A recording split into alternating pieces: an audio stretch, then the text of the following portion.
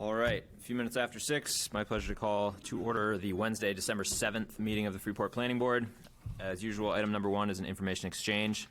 Up first is an update, rather, on the downtown vision plan implementation. There was a council meeting last night at which the council voted to approve the 12, I think, 12. It's a mix of projects and goals to be pursued and funded, hopefully accordingly. So that's good news that those projects. It's been a process to sort of whittle down from, I think, 137 pages is the document that Principal Group gave to us, the town, at the end of their visioning process. There is a task force that has been working, with various folks around town. I think there's many people involved in that. So things are moving forward at a pretty good clip, I think, for get graded on the curve of public process. So, any questions on the downtown vision implementation? Item number 2 is. Can I just add one thing? The Downtown Vision Task Force is going to continue to meet, so if you've been involved, continue to be involved if you can. They're all public. Yeah. It's not an appointed task force. It's sort of a volunteer body. So all the meetings are open. They're noticed, I think, on the town website. Yeah, and they're on Zoom. They're all Zoom. Hop on. I just want to quickly.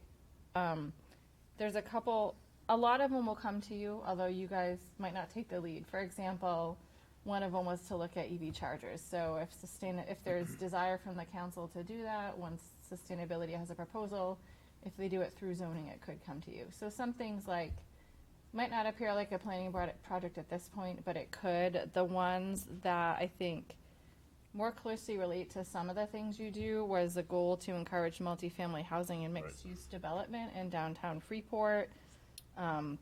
There might be some encouraging of public art through some ordinance changes, and then looking at parking, and then did I miss one more, Sam? The design, updating looking to try to streamline the permitting process, so that kind of relates. which I think a big chunk of that is going to be updating design. Yeah, I think, a huge chunk of it. Some of it is kind of before you tonight in the state plan. So sorry, I just wanted to add those couple things for clarification. In light of Caroline's clarifications, any other comments? Sub-item number 2 is an update on the climate action plan. So you may or may not be aware that the town council funded a climate action plan, which we were going to partner with GP-COG on. We had entered into a contract with GP-COG to do a phase 1, some background preparation for a climate action plan. And now we have entered in a contract for phase 2 to develop a climate action plan. The Freeport Sustainability Advisory Committee is taking kind of a lead role on that, working with the planning department. In absence of a sustainability coordinator, Cecilia has been staffing sustainability advisory board and working on a lot of behind the scenes data entry.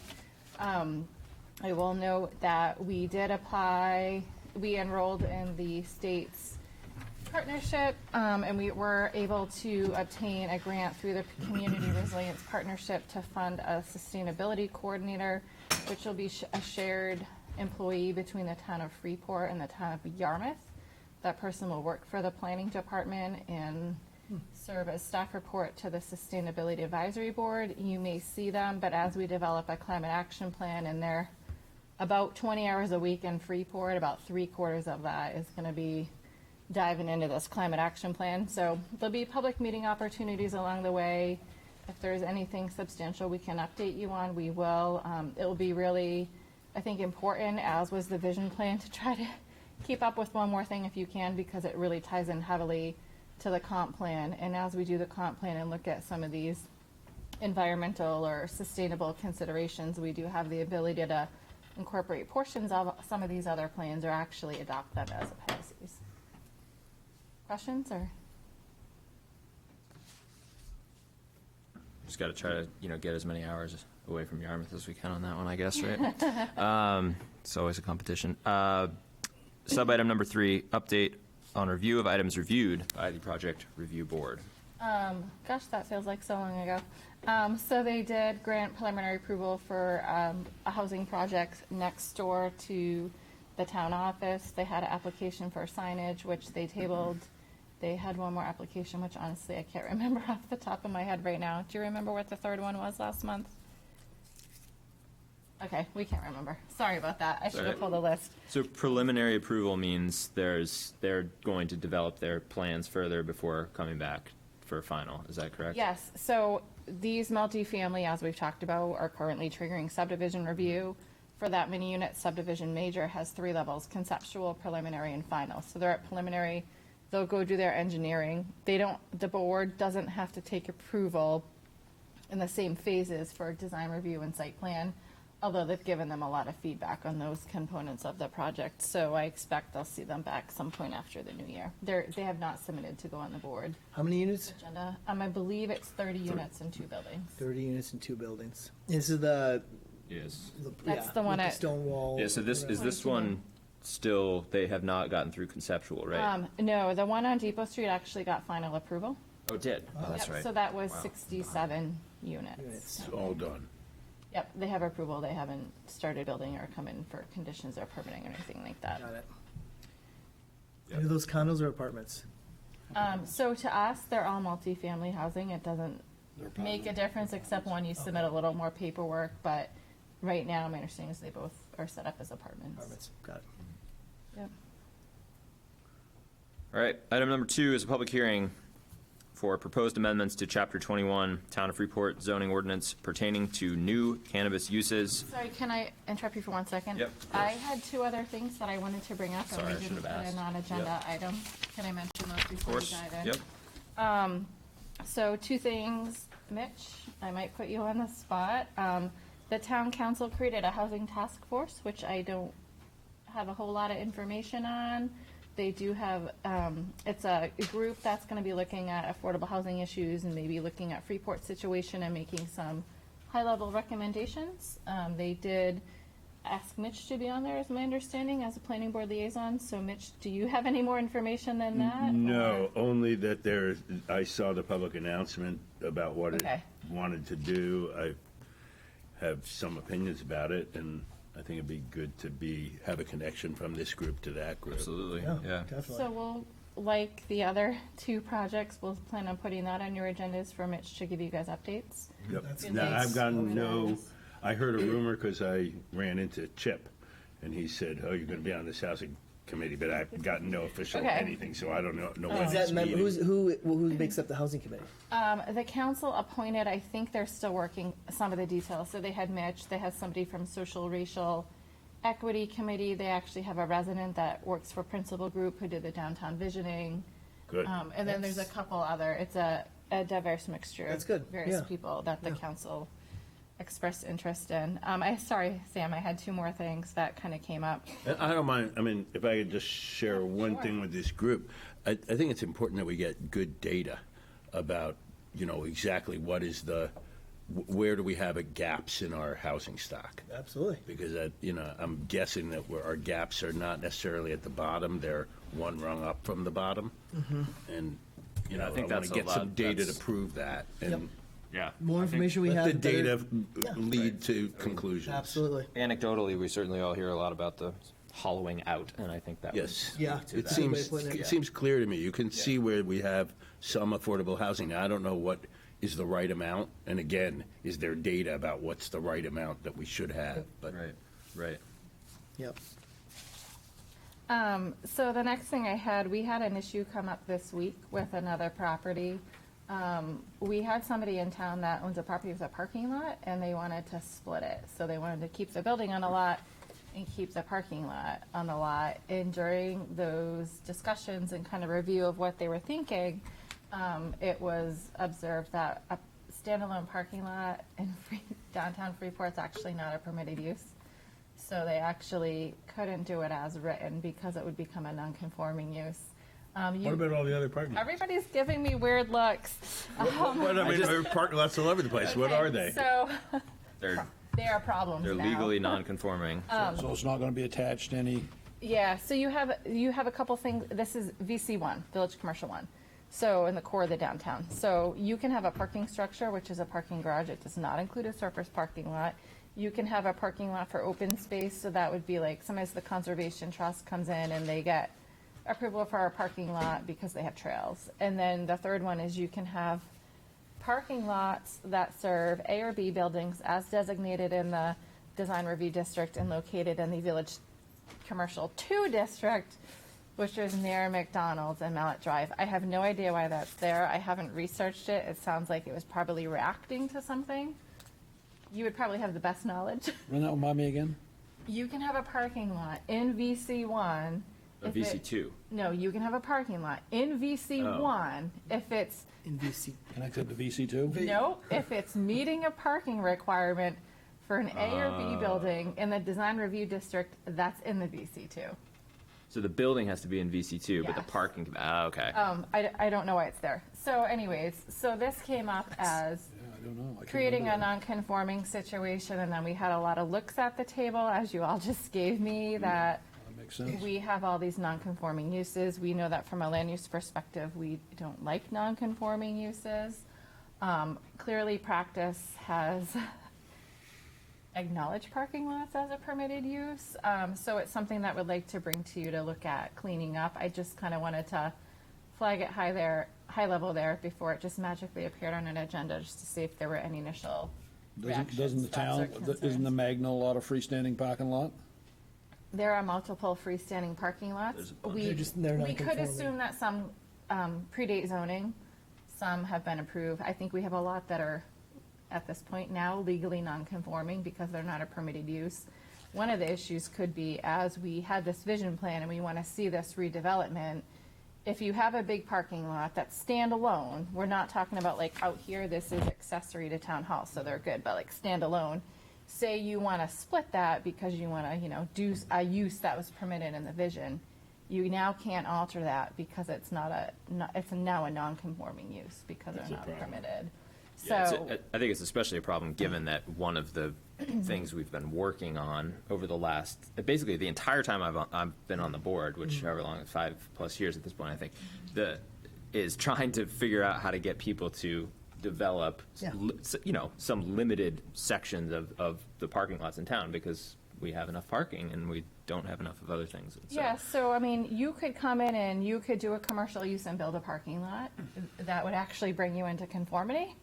But like, if you want to alter that and keep some of it, or like split it off from town hall, that's just an example, not really going to happen, then you're going to run into Well, this different needs to get taken care of. So- We gotta, So is this because that parking lot is no longer needed because of the new parking calculations, no longer needed for the storefronts they intended it to be on? Yep.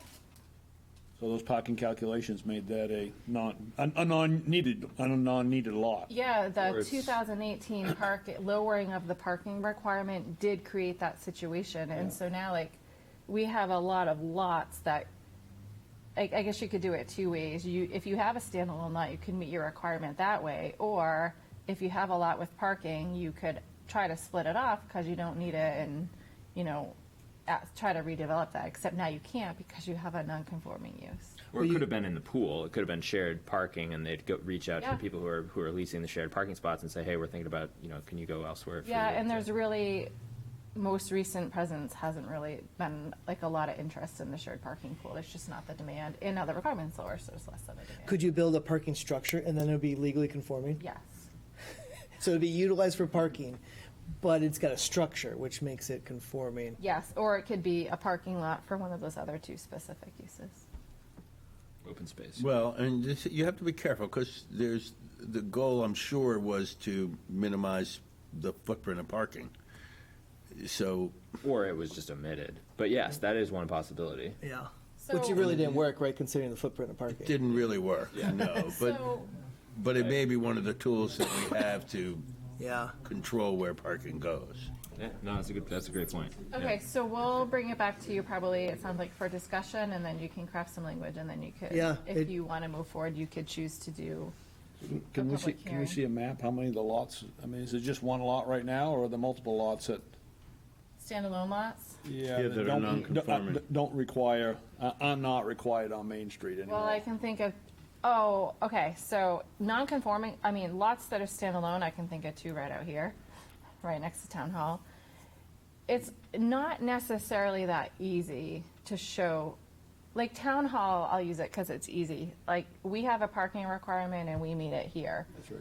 But if you have parking all over town, which a couple big landowners do, really at the end of the day, I don't care if it's, well, minus the nonconformity, I don't care if it's there or there. We just care that you have the number. So, like, if back in the day, you had this lot approved connected to your building, but now you have extra. If you say, Caroline, I want to repurpose this for something and meet it on my off-site lot, as long as you're still meeting whatever requirements are, like for lease parking or ownership, you can do that. So you can't just look at it really and say, this goes to this all the time, for people that have so much parking and some of it's off-site. Well, we can sort of see what the requirements are and what lots people, different storefronts own. I mean, we Yeah, can sort of look around. We have that map to kind of like show, Remember that map you made who, up? yeah, who owns what. We could also just pretty simply do an aerial photo of the standalone parking lots. Is there any way to figure out what the major parking lots, whether they over-meet their requirement or not? How much they over-meet their requirement by? Yeah, so when I did the parking presentation for the council, you know, rough estimates were based upon the recalculations I've done. We have about 500 to 600 surface or parking spaces, not all surface, that are excess of what the ordinance requires. I mean, this could go down a But they're- very convoluted, tough road, But they're not, right? because like that 500 to 600 unit excess, like you can't assign each one of those excess to like a physical parking spot, right? It's more of a sort of conceptual, if it's in the parking pool, it's not one, it's not Yeah, all I one mean, or all like- the other, right? It's like, it's, You- it's super confusing. Yeah, it is super confusing. It really is. Yeah, sometimes people do, but I can pull some maps, I can pull some standalone aerials, we can pull some information together. We got so Well, many square feet of retail space downtown, each one of those requires a parking spot. Well, that's how you get the number she's That's talking right. about. Yeah, but That's a then, like- general Yeah, number. yeah. Yeah, but it's not that easy, because then you have grandfather, then you have Exactly. That's non-conforming, right. and you have But the still, people we that got, do none, we got but. 300 or 400 floating around that aren't being Yeah, but- required, let's say. Exactly, Yeah. we have hundreds floating around Yeah, that aren't yeah. Right, required. but the Depot Street project alone uses up about 100, right? So, it can go. Parking's going to be a death of me on this board. I mean, I it's mean, been we talked about it years last of month, parking. that we're never gonna get away from it, and it's okay, I think it's Surprise. just part of what it is. Anyway, Okay, so we'll put that on as an agenda item. And the last thing, sorry, was just the January meeting date. Cecilia's going to have more of our presence at your planning board meetings, and she's going to be out of town on January 4th. So I'd be more than happy to come to the meeting, but she's been working on a couple of things that we want to bring forward, so we didn't know if there'd be interest in the board if we can get meeting space of switching to the 11th. If there's a conflict, we can stick to the 4th. That also is a short week because Monday's the holiday observance for, I would prefer the Holiday. 11th. I kind of would too. 11th works for me. yeah, that's good. I think I'm okay on that one. I told you earlier that I was. Now that I'm remembering it's Martin Luther King, I don't remember. But whatever. I'm just one Martin Luther person. King is the following, is the 16th, following Monday. For me, the 11th would work better. Oh, you mean the observance of Yeah, of New Year's. New Year's Day. Sorry. Sorry. Yep. Okay. I'm all confused. That's actually a good point, though. That's a better week than if it's a full week. It's a full week. Yeah. Yeah, 11th works. That's the I'm only pretty full sure I'm week. okay on that. Yeah. Right, the one Let's- before and after. Let's are. see if you can get meeting space. and Yeah, let's do it. sorry, I didn't get to check that earlier. So everyone tentatively, are you good? Okay. We'll tentatively plan on rescheduling that to January 11th. And then next month, we'll plan on bringing you a whole schedule for the whole year that you guys can just look at and see if you know you already have some conflicts. Sorry, that's all I had on there. I'm sorry about that. Yep. Anybody else have information to exchange?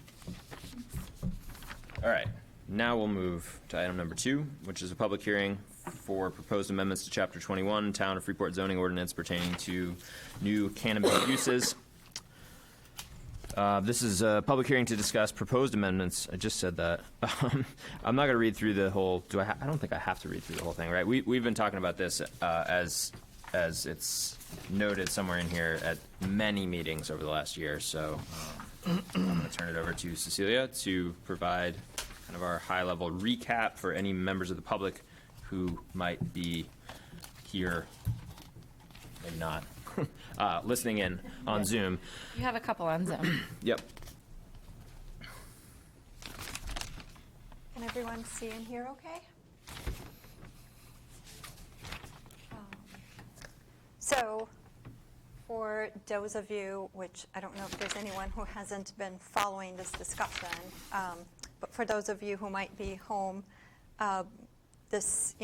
we're here today because the town council has directed the planning board to develop these land use standards to allow both cannabis cultivation and cannabis manufacturing and processing uses in Freeport, and to develop standards for that. So this is a public hearing. I think it's the 9th meeting that this is an agenda item.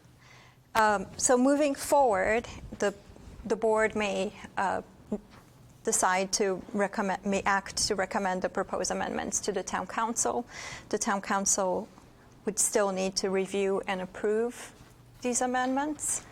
The next step would be to develop licensing standards, which would likely be developed by the ordinance committee and would also need to be reviewed and approved by the town council. So the planning board won't have a purview over the development of the licensing standards. And the licensing standards might provide, even more restrictions on top of the restrictions that we already are proposing in these amendments. Oops. Am I? Sorry, it's not doing it on my. Yeah, so I sent about 410 letters to people who would be in zones that might be affected by this. And the new proposed uses would be for cannabis cultivation facilities to both, that could be cultivating both adult use or medical use. So adult use is also what is called recreational. These uses would be allowed in any zoning district that also allows manufacturing and processing. The same with the cannabis manufacturing and processing facilities. This would also be a new commercial use so that people could produce or process cannabis products for both adult use, recreational, or medical use. And then finally, we also added some language to address the medical cannabis small-scale caregivers, and these would be restricted to people operating only in their own residences, so as a home occupation. And for the medical cannabis small-scale caregivers, there's not much that we can't prohibit them in town, and it's unlike those other two uses that we're going to be adopting. It's not something that the town opts in, and they are also limited to growing 30 mature plants and up to 500 square feet of canopy area.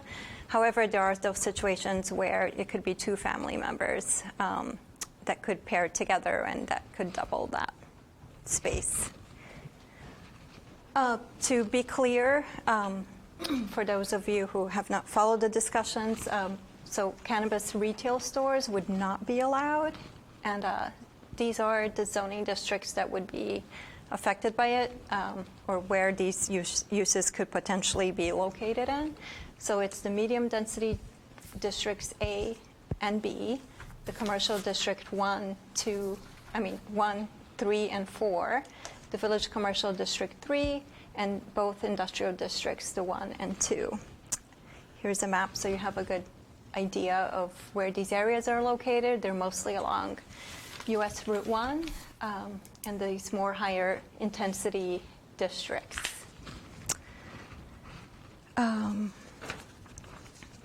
So to note, we currently have we already have some medical cannabis cultivation facilities in town. They were allowed under manufacturing and processing uses several years ago. So they've been in operation for a while, but they're not able to sell to the adult use recreational market because the town needs to opt into that. So In addition to the standards that we are proposing that would be our local restrictions, there are some state standards as well. I did not include them in our language because it didn't make sense to just repeat the state standards. Those have to do with lighting, so they have to light any gate or permit entry point.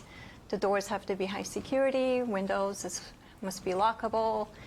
They also required alarms and video surveillance around entry points. So here would be our restrictions that would be Freeport restrictions. They would supplement whatever are the requirements and restrictions on the underlying zoning district and through site plan. In addition to those, we would have our own performance standards specific to cannabis establishments. So the board agreed that there should be no outdoor cultivation, so we specify that. The state has a minimum requirement of 500 feet separation from a school childcare facility to one of these establishments from the property line, but the state recommends 1,000 feet buffer, and we decided to go with that. So that will be another restriction. In addition to that buffer of 1,000 feet from the property line from schools and childcare facilities, we also will require a setback of 100 feet from a structure of one of these cannabis establishments to a residential structure to kind of prevent potential issues with odor. I want to note that would not affect a certain category of residential use, which is mixed use, when you have like an apartment above, like a store underneath. This 100 feet setback would not apply to that residence. And we also have a size limitation that would apply to these establishments that would only be on the medium density districts A and B. These are there to align with the current standards for manufacturing and processing uses, which already have that restriction to these facilities in those zones. Right, that's the same size. It's the same one, yeah. So, yeah, so this is a map of just those areas and the school buffers, just to have a general idea. And we can walk through the ordinance. I can shut this off unless you guys want this there. Or, Oh, we're good. okay. So, yeah, any questions, or if you want to, we can walk through the ordinance. So we had the legal team give us a huge hand in reviewing this and helping us with these amendments.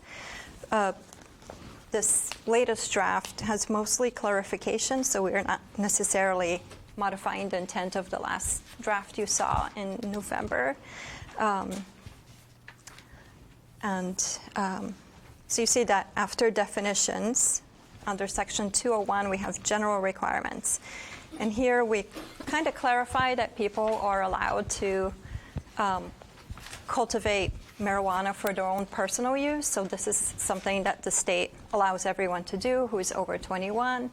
People can grow 3 plants. It can't be on their front yard. It has to be hidden, and they have to tag them. So this is just to clarify that we're not trying to prohibit people from growing cannabis for their own personal use at their own homes with the quantities that are allowed by state. And then the language you have before you walks through the different zones. We did end up separating, like we had on our first, like an original draft, to list the 2 uses, one under the other. I think on the last draft you saw, we just called them establishments, but going back and forth with the legal team, it seemed better to list them out separately. And then we have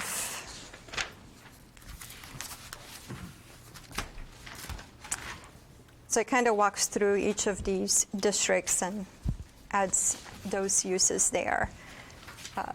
That restriction on the MDA, MDB about the size restriction, that's not under the MDA, MDB language. That was moved to the performance standards that we created. So the next one would be section 503, home occupations on page 32. We just shuffled some things around here with this is an area that the town attorneys worked. And this is to clarify the medical cannabis, the caregiver as a home occupation. So we wanted to be careful to not create issues with how we regulate them. So those are the modifications to that section. And then finally, we get to the meat and potatoes of this ordinance, which is this new section, which is that section 535, cannabis establishments.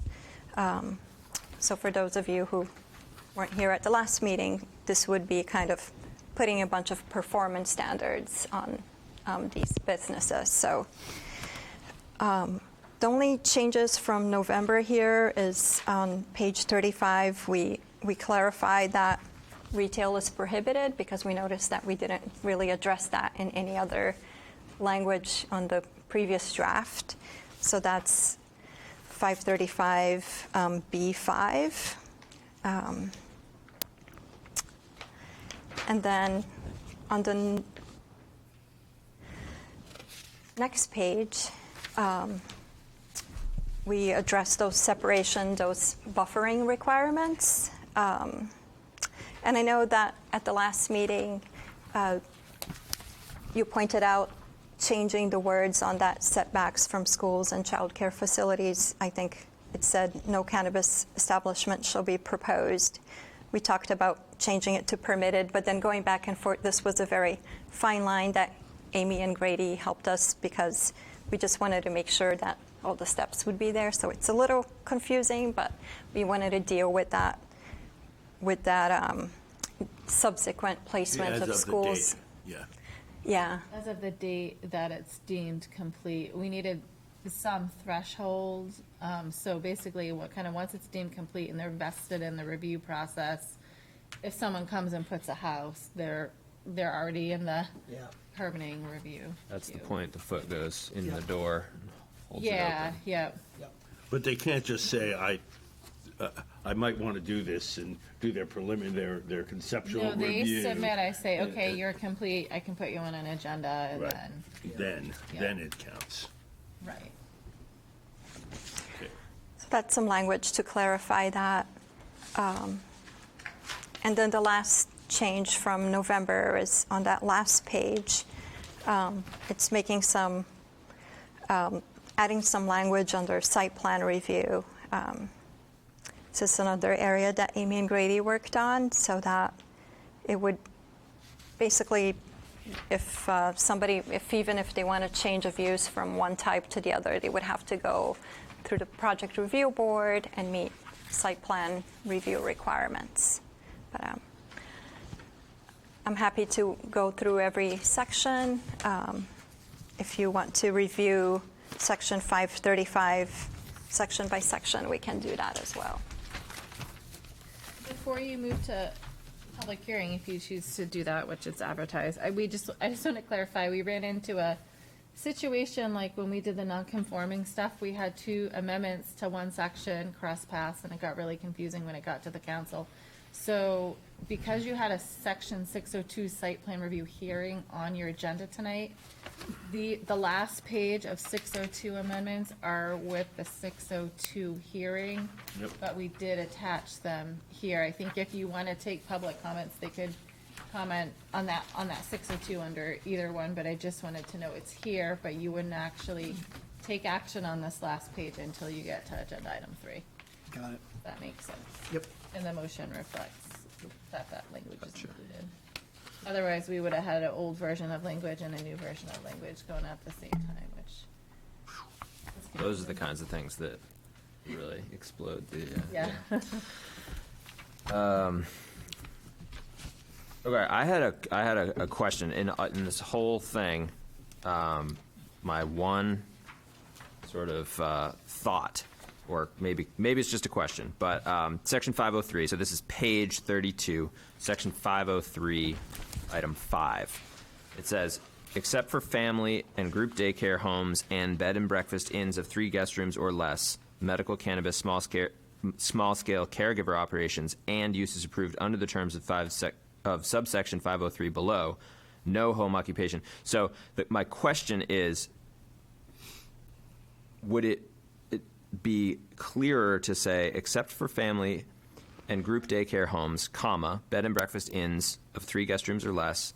Is this a list, or is, because the way it is, it's sort of, it's almost like we have 2 separate lists, and it's not clear if one of them is like canceling out another. You know what I mean? It's bad language. I think if we just make it a clear list, so family and group daycare homes, bed and breakfast inns of 3 guest rooms or less, medical cannabis small-scale caregiver operations, and uses approved under the terms of oh my gosh, I can't talk. Terms of subsection 503, no home occupation may utilize more than. Does that make sense to everyone? So you're just looking at adding a comma after home and striking and? Yeah, basically, just turn it into a list, because That's all it is. that's all it is. Yeah, Yep. yeah. No, I just want to clarify so we can make, Yep. I think that does read much better.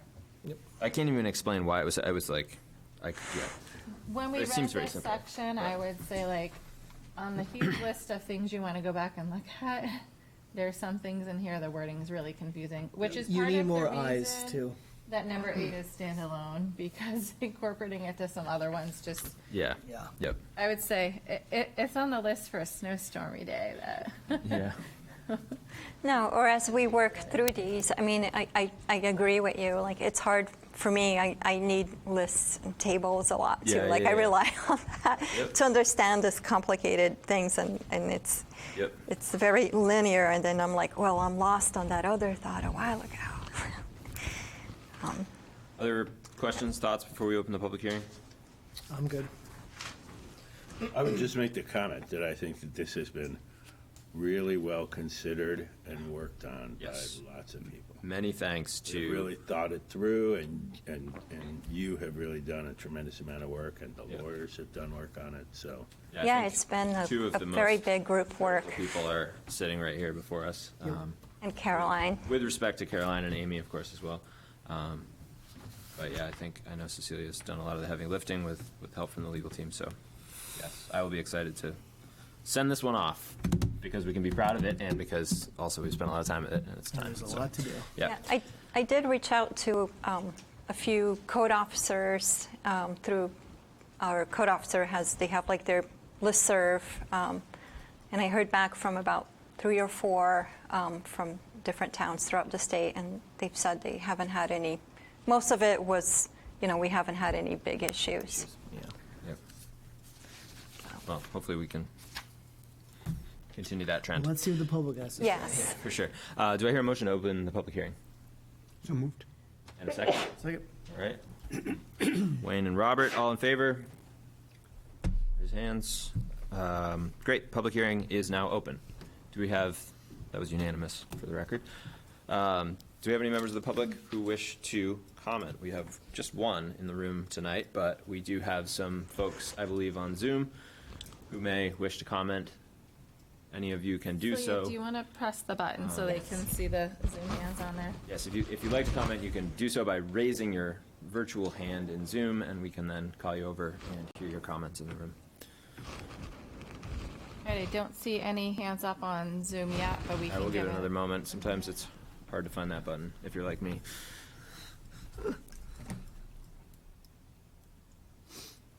Nope. Is that 2 hands? That's 2.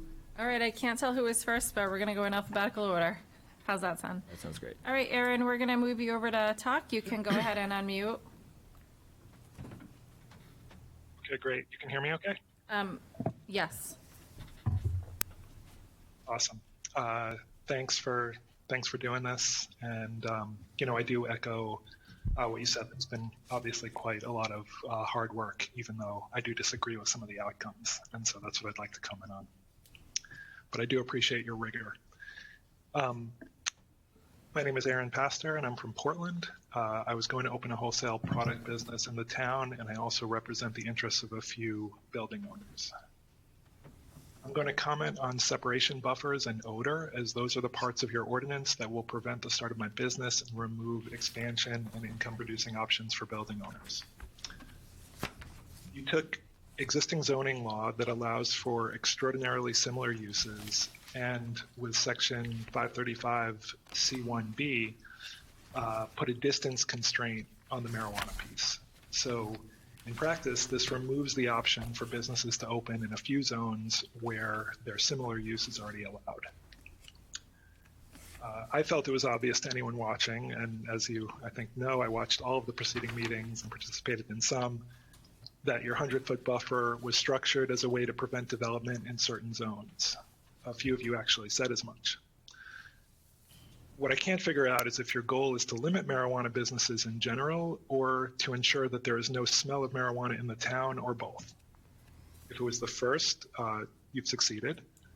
And if the second, I would like to recommend that you learn a bit more about odor detection, mitigation, and the related odor emitting activities. If smell was your real issue, you would have considered allowing specific licensed activities instead of generally following the license types. As I attempted to communicate in both memo and at a prior meeting, each part of the marijuana life cycle, from growth to harvest, processing, packaging, product creation, has its own unique set of odor issues or non-issues, yet you have chosen to disregard this fact. Thank you again for your time. Have a great night. Okay, next we have David Stevenson. We'll bring over to talk.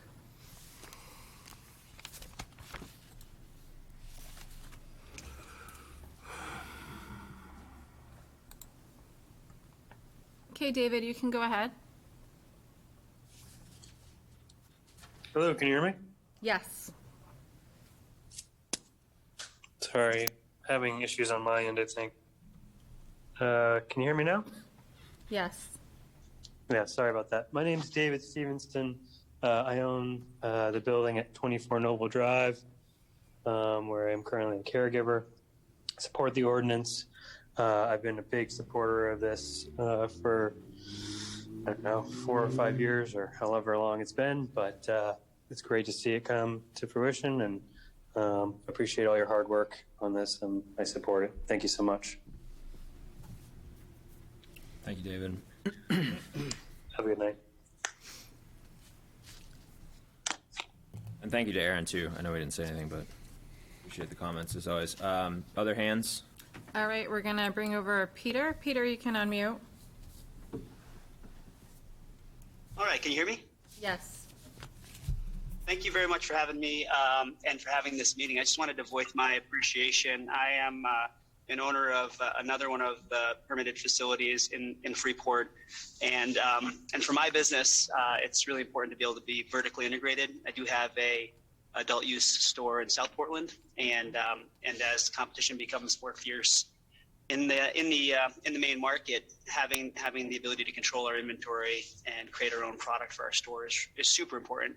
So I know I've been in touch with a lot of the city council, yourself, Caroline, and some of the planning board members over the years, and I really am just so appreciative of the effort that Freeport's put into this to help my business, my employees move forward with our projects. So thanks again, and that's all.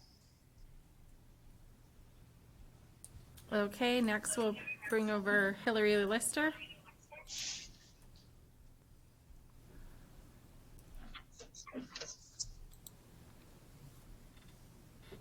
Good evening. My name's Hillary Lister, and I've worked with the 2 medical cannabis businesses that are currently looking to be able to also operate in the adult use market for cultivation and manufacturing. And I support the proposed zoning ordinance pertaining to cultivation and manufacturing facilities. The ordinance sets reasonable standards that regulate these facilities similar to similar types of businesses that are currently allowed in Freeport. And that's about it. I really appreciate the work that the planning board and the town planners and attorneys have put into this, and thank you for your time. Thanks, Hillary. Thank you.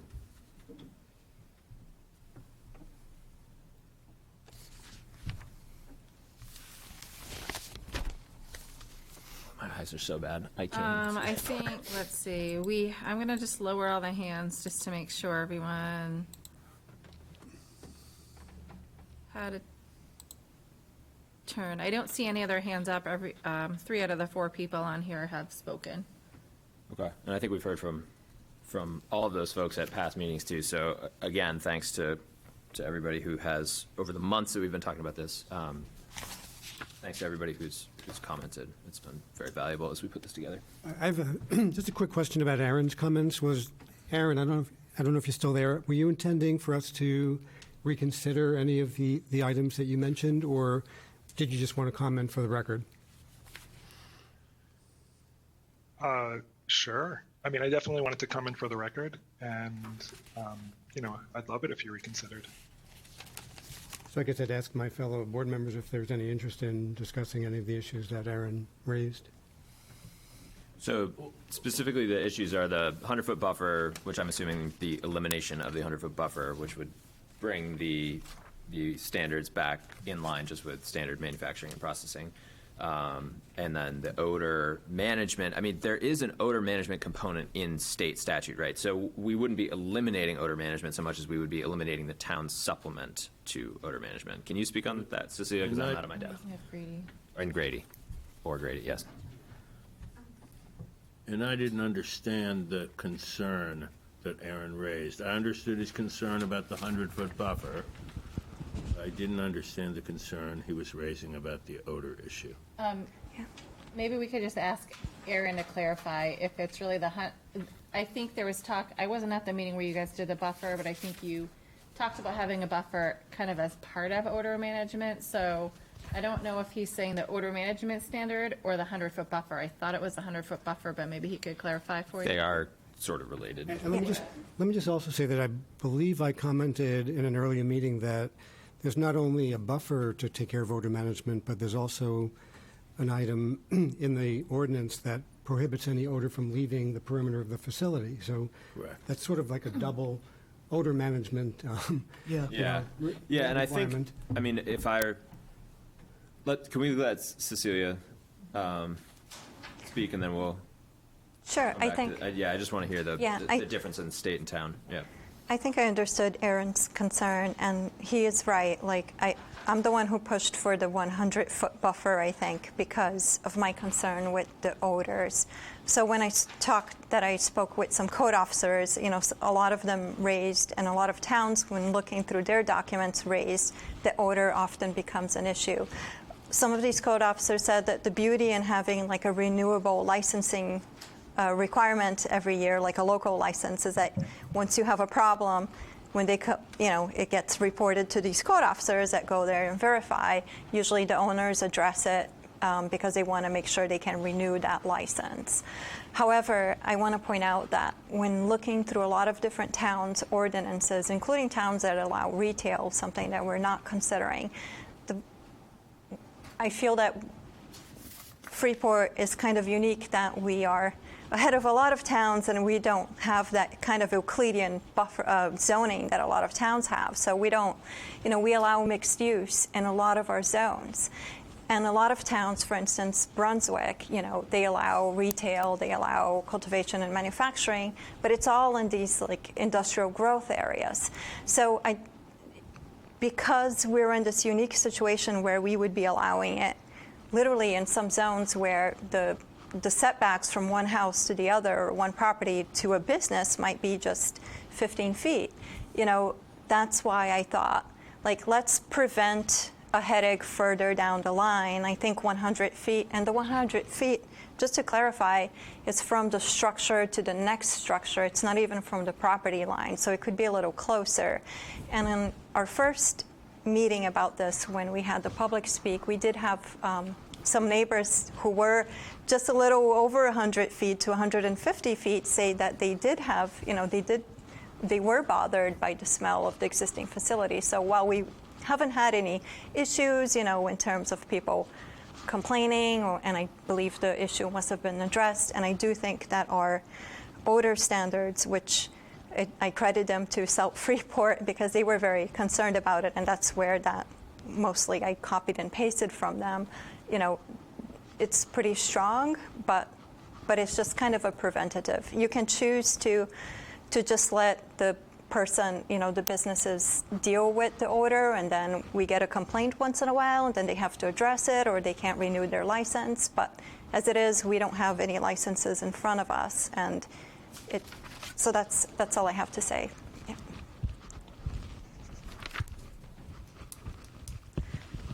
Sorry, that was quite a spiel.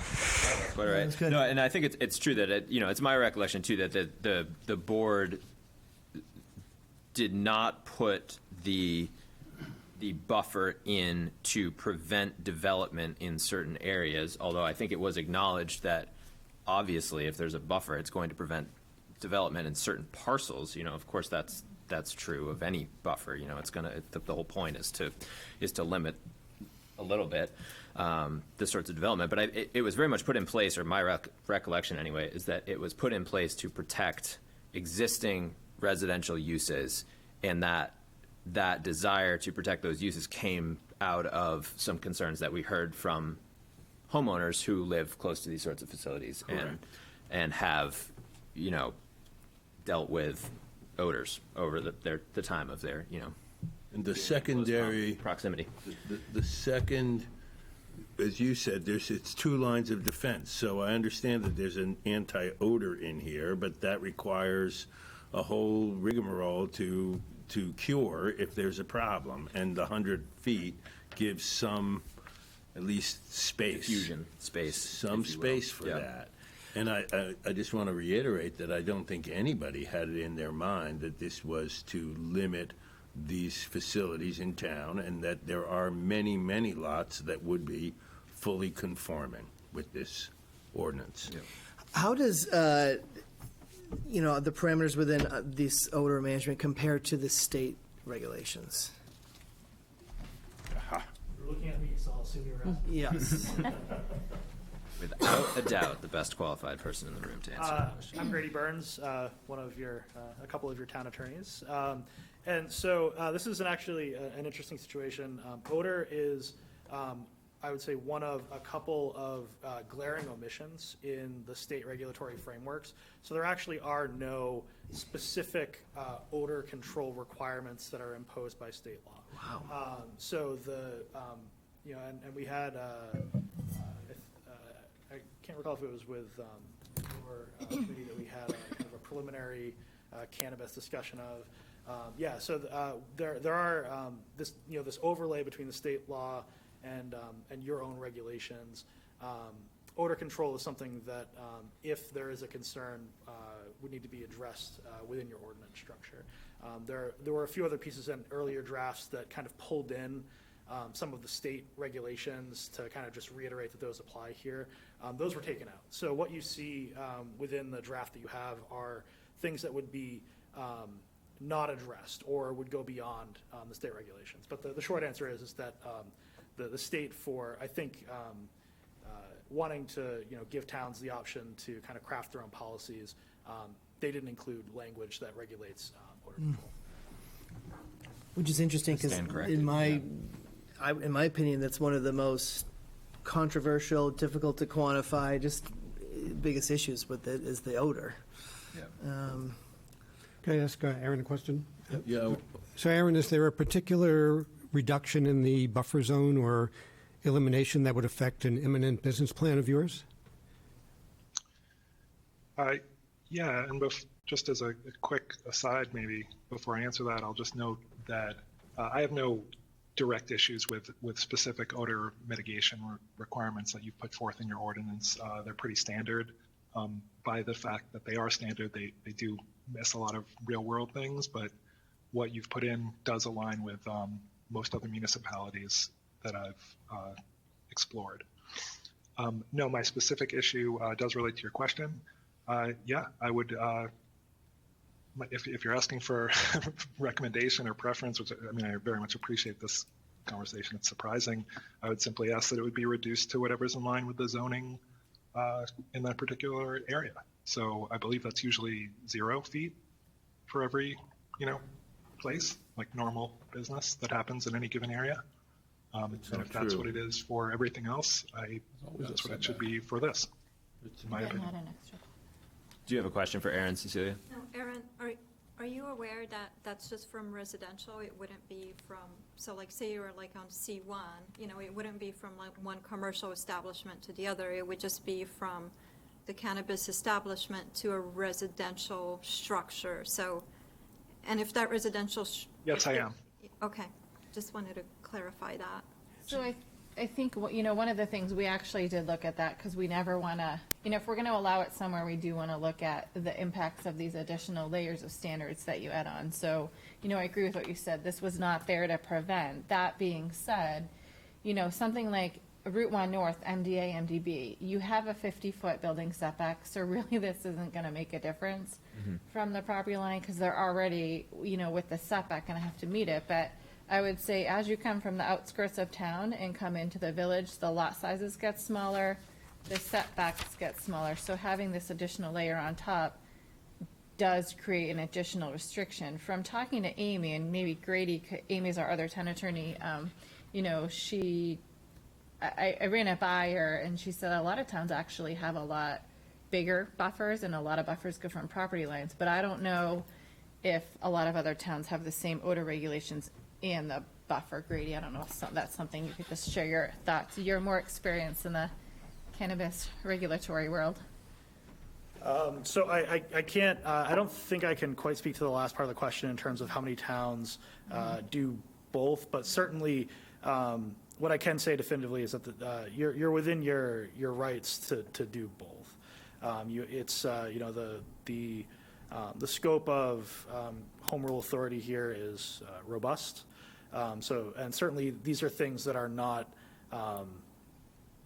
you're not breaking new ground when it comes to buffer edge requirements or odor control measures. Certainly, as a non-legal question, as a political and policy question, examining what those impacts are, weighing the pros and the cons, certainly that, the ball would be in your court with that. But from purely a legal perspective, you're within your authority to do this. Whether you do is entirely up to you. Can I ask one other question? We were trying generally to follow manufacturing processing guidelines in each district. And is each district have a different setback requirement? So we've made it 100 from residential everywhere, and I'm thinking it's 50 from residential already? So yes, every district has a different setback requirements, and it's kind of hard. I was going to put it on a table and show it to you guys, but it's kind of hard because it can depend on different factors. But for instance, just in general, and we can look at it together, like let's look at the one that concerned me was VC3, where I think the minimum setback side, it could be up to like just 15 feet. So you could have, so it could come pretty close. And that's the area that I was concerned, and I think C3 So didn't you and already say that C4. mixed use is accepted from this? Yes, mixed-use structures are. So VC3 doesn't, we're only talking about residential homes, right? Single and Yeah. two-family? Single, two-family homes. Multifamily. Oh, I meant Multifamily, multifamily, and yes, sorry. accessory apartments. Mitch, I think to clarify, we have the setback issue, but as far as manufacturing and processing, one of the things this connected to was in the MDA, MDB district, which is on Route 1 North, you had a very similar standard that manufacturing and processing had to be 100 feet from other nearby residential structures. You have that in MDA, MDB, where, like Cecilia acknowledged, we do have a lot of variety of uses, a lot up there. You don't have that same standard in other zones for other manufacturing. So we chose to take that standard and apply it to, Yeah, apply it other places. Well, but it wouldn't matter in the industrial zone. No, it wouldn't. The industrial already has So it would that one. only matter in VC, I'm trying to figure out where would it, we're only talking about VC3, I think. Might be commercial See, 1, commercial 1. 3, and 4 as well. It kind of, but you also need to remember that all of these zones abut another zone. So you might look at industrial like, oh, well, they're going to be next to a factory, so it doesn't matter. But one of the flaws in our zoning could be that, like, there's no transition. So in some pockets, you have commercial, and then right next to it, you have rural residential. So you could actually have a parcel in rural residential, put your cannabis manufacturing in here. And so this doesn't say only within the zoning district it's proposed, if that makes sense. Well, I'm trying to figure out how onerous this is. I mean, I think all of us like the 100-foot buffer. Feel like that's a good, I feel like it's a good double check, but I don't want to, nobody wants to be ridiculously onerous. Yeah. Well, maybe an example that would help illustrate this is if Aaron does have like a threshold issue that would make his business plan feasible, I would like to hear that. Maybe that would be an example of what we're trying to tease out here. Right. I think it's like, is there a specific building that is 82 feet from a residential, you know? I guess I would err on the side of caution. I mean, I'm not going to weigh in on this because I don't know enough about cannabis. I don't know if you can smell it past it if you do all these things, nor do I know if it's a windy day, how far you're going to be able to smell it. Like, Right. That's kind of the point with me is I think no matter what you do, I think odors could quite possibly be an issue. But, so I'd hate if someone here thinks that based upon science, it needs to be 100 feet. I'd hate for you to lower it down to 82 just Right. to make it Yeah. work. So No, I think looking at it I guess to put, broadly. you know, and we've talked about this before, and I think I'm on the record with my, you know, I feel like the 100-foot buffer is a pretty good place to start. You know, it's been taken from an existing buffer for uses that we were modeling this after in the MDA, MDB. You know, we'd heard some concerns from people who live in houses close to you know, so I feel like it's pretty well considered, with all due respect to Aaron, and, you know, once again, certainly appreciate the, you know, the comments, and this is, I think, part of how a healthy process works. I would be in favor of keeping the 100-foot buffer. I think we've considered it carefully, and it feels appropriate to me, but I'm always happy to hear other opinions. Yeah, I mean, it seems that I'm probably outnumbered, and that's the board's consensus. For me, if you're prohibiting odors from reaching the edge of the facility, you've already prohibited odors from reaching anybody, and a buffer is sort of redundant. But and maybe I was trying to find out whether that's actually ruining somebody's business plan, and I still don't know if that's the case or not. But I just wanted to find out. I think, Wayne, you bring up a good point. You know, it does seem like, you know, we've got this odor management, and I think there's some concern that maybe it's not doing enough, and therefore let's have a secondary, you know, implement something to kind of make sure it works. I think that is a little redundant, and, you know, we're kind of doing it just in case. But, you know, the odor is it's just such a tough thing to understand, and, you know. Right. And we did I think hear from people. I mean, it is potentially redundant, but I think it's also based on maybe anecdotal, but still evidence that we've heard, you know, here before, that even with odor controls, people can smell the facilities. Maybe not every day, but certainly at certain times. Anna, you had something there. Yeah, I mean, I'm glad that we're talking about this. I think that this is the weakest piece of it all, as I think we probably could acknowledge. I mean, it was also kind of thrown in last minute, and that, as Aaron said, like, we talked about it, we were talking about odor management, but we were also talking about we didn't want too many of these businesses, so that would help. I don't think it's based off of science in any sort of the way. I think we're just kind of having it as a double check and being like, yeah, it's let's based do on it. the precedent that's in the ordinance in MDA and MDB. But yeah, Right, I agree. but I mean, it's not science in scientific. terms of Nobody's like been out 100 there with feet is, yeah. whatever those things are called, that test. The odometer. Oh, yeah. I don't know. So something to flag? I don't know. Like, is this something flag we for the kind of like council. we were talking about with parking? Like, we kind of see how it goes. Give you a couple, like, alternatives, I Okay. guess. My honest opinion, based on experiences, I don't love either of those standards. We all know, and we're not talking cannabis, I use chickens. Chickens are really one of the biggest odor complaints we've had over time. And our code officer, and sometimes you need backup, I'm not even kidding, I believe because it, like, yeah. I could be sensitive to smell, and Mitch is like, Caroline, you're crazy. I don't smell anything. Like, it is really tough to enforce odor. Yeah. It's really subjective. Yep. It is also really tough to measuring the distance between existing residential structures is tough, especially if they don't show on Google Earth. So that also creates an issue. One of the things I found really interesting, I mean, you do have that standard. It says you can't cross the property line. I found the most interesting thing about Aaron's comment is that these look great, but, in the real world, it sounds like there's probably more you could look at. So if there's a true odor concern, and we're just putting a number on there for added protection, like, I know we've all talked about this for a long time, and people want to move forward, but if you want to stop and just be like, okay, let's just dig into the odor a little more and get a little more information, you do have that option. You are set up, so if you're ready, you could take action tonight, but you don't have to.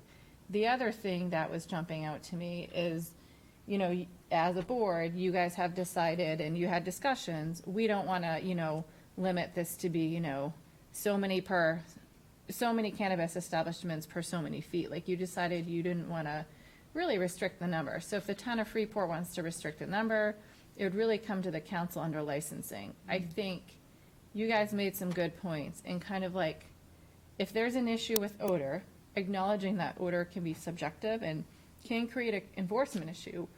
One of the things I think you could flag to the council is what you just asked is, you could make a motion, and like you did with parking, we make this motion. However, when the time comes that you consider licensing, we highly recommend, based upon public comment, that you make that dependent on odor complaints or something like that. Like, so you do give them that feedback, like, this is a concern, it's, you're a little uncomfortable, but you think it's worth them making sure that they took a look at it when they work on the licensing.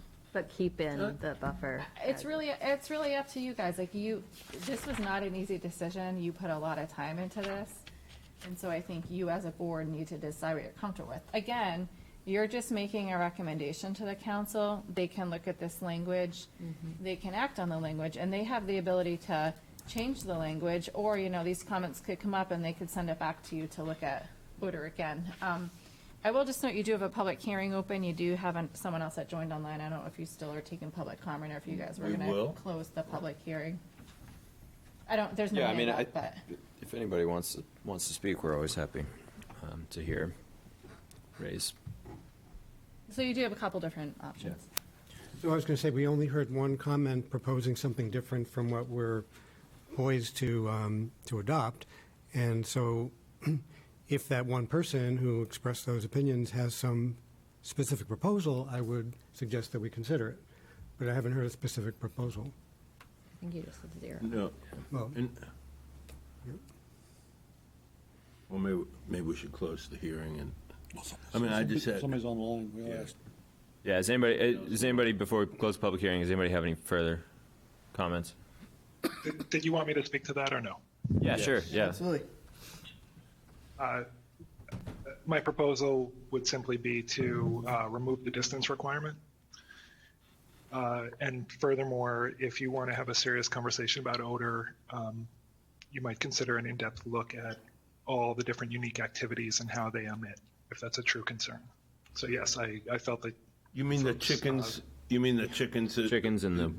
Well, so I actually mean it within the cannabis activities, but I guess in theory you could bring in the full gamut if you. Paper Well, making. no. I want to ask about that because we said no odors, right? That's what the thing says. No odors past the property line.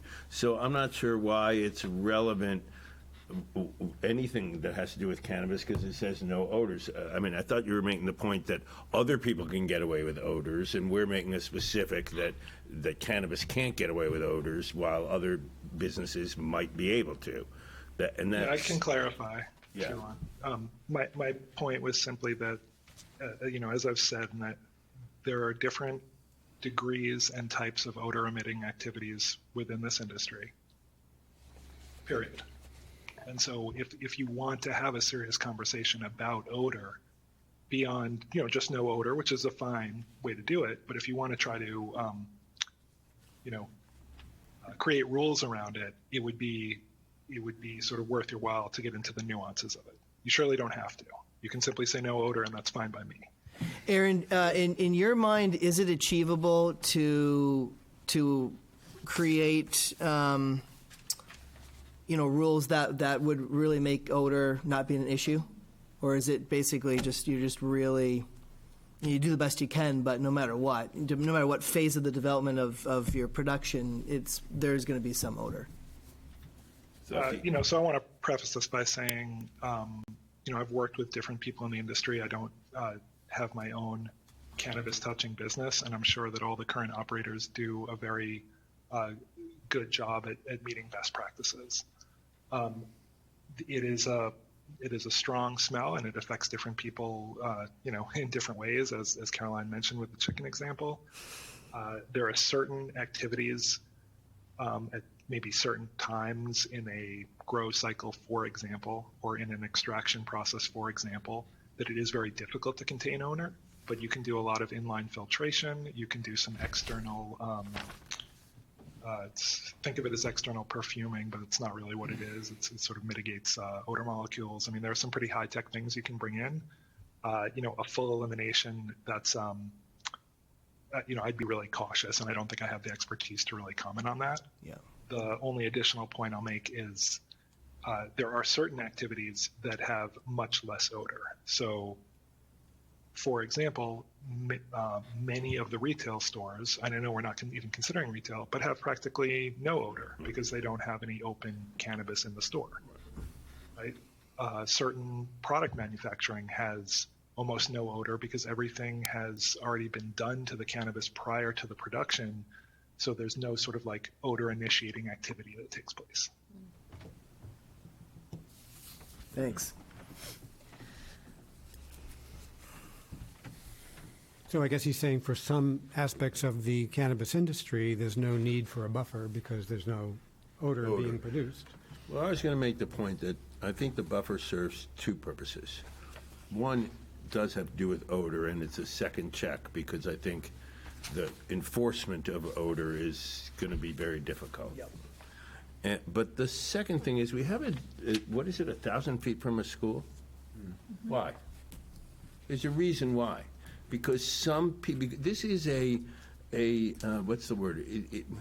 This is a hot button subject. This is not exactly the same as making cookies. Right, I think we talked about that in the last meeting, where it's that's like why it's 100 feet from a house. It's and I think they're regardless of whether those issues are scientifically based, is almost irrelevant. There's still issues in the public perception, and that's understanding. What we're trying to be sensitive to. And so, I think it's a valid point. I mean, if everything were science based, and we'd be a technocrat. Things would be. Well, we would need to have not necessarily witnesses. Better. So I think it's worth considering that part too. So yeah. I think odor is always going to be a difficult thing to deal with. Yeah. Out of all this process, this is the one. And I will, I certainly appreciate the thought that we could dive further into into the various parts of this industry. I don't think that's within the purview of this board at this point. If the council wants to say, all right, we're gonna license this process in this zone, and we're only gonna license this other, you can extract over here, but you can only grow over there. Whatever, I don't even know enough to talk about this and sound educated at this point. But I think that's something better left to the licensing process than it is for the planning board to dive into that. So So again, my card's still on the table in favor of the 100-foot buffer,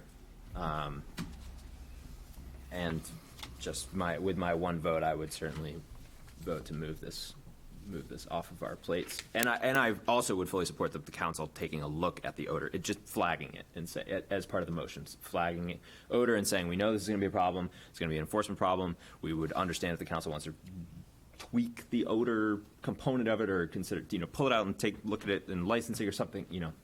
Yeah, I think if you flag it as needing more look in this, the zoning ordinance is your purview, so we'll come back to you. Yeah, I So, want to but just say, Planning it's- and licensing's totally Yeah. there. Okay. Yep. Or just remind you of a public hearing still open too.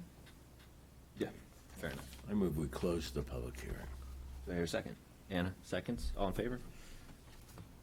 Public hearing is now closed. Thank you to everyone who has commented, both tonight and over the last, whatever it is, year or so. Any other thoughts from the board? I think we should move forward. Just one last question. I don't know if anybody else. In terms of people using the word flag, is it going to come back to us in any particular way, in a definite form sometime in the future, or is it pretty much dead? No, unless- I would say this would, we try to randomly bring up things you've done in the past year. I think it could come back to you in that way, kind of like solar, it's a big project with a kind of a lot of new information. So, we sent the solar to council during their public hearing. A couple things came up, so they sent it back for you to take a look at a couple things, and you did that. So I could picture it going forward as is, or, maybe there's a few things, especially when they get into licensing, that they might ask you to take a couple look at. But if they love it and there's no flags, then we'll bring it back when you tell us to bring it back, or when we start hearing if there's issues with the real world applicability of We it. would hear issues, right? I mean, that's the fail-safe is people petitioning with Yeah, issues. like we have two kind of non-conforming cannabis growing. We had one abutter that we'd gotten complaints about one of them, but we really haven't gotten a lot of complaints. But if we have more of these going and we start getting complaints, then, Cicely would bring it forward to you, be like, hey, Yeah. is this something you guys want to look at? Because Nick's going out smelling for cannabis all the time. Well, there could be complaints the other direction, too, that this is Right. unreasonably restrictive. You could get that, and that would be another reason that we could. Yep. choose to It does seem, not to minimize the concerns we did hear, but it seems like there is at least some general consensus among the representatives of the industry who are here that we're on the right track, so. Yeah. Yep. And I don't think we need to flag anything for the council.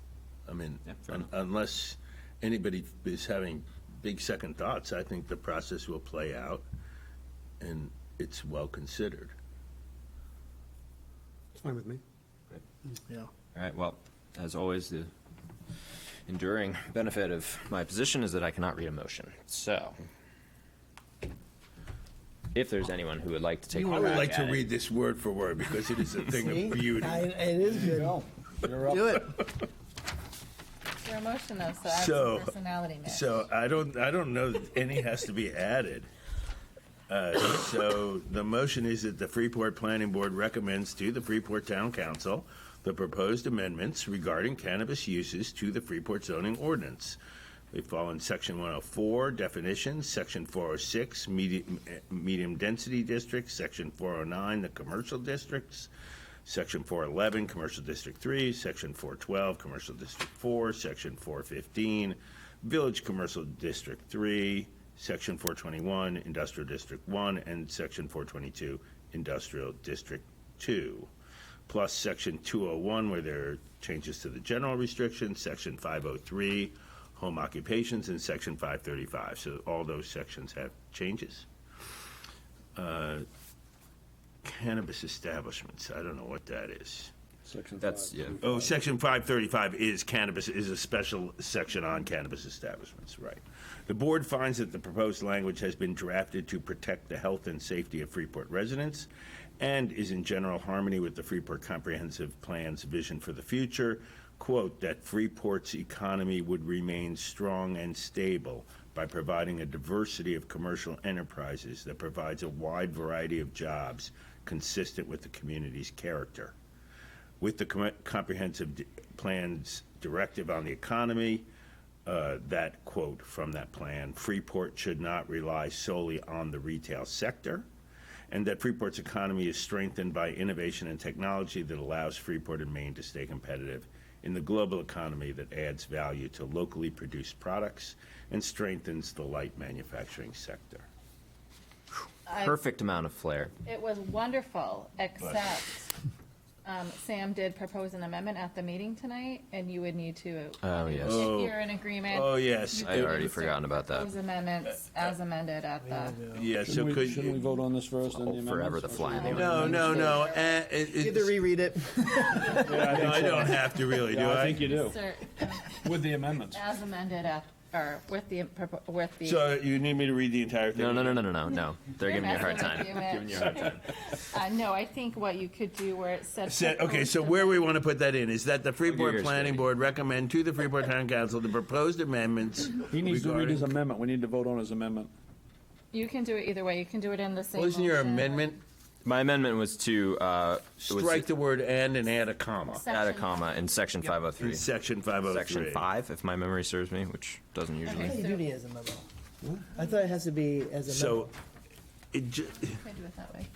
Yeah, so you could do proposed amendments, including the Regarding amendments to section cannabis 503 discussed at the meeting. yeah. No, we're confusing So- Sharon. So Sharon, right in the very beginning, recommend to the Freeport Town Council the proposed amendments regarding cannabis uses, including What page and number? what page and number?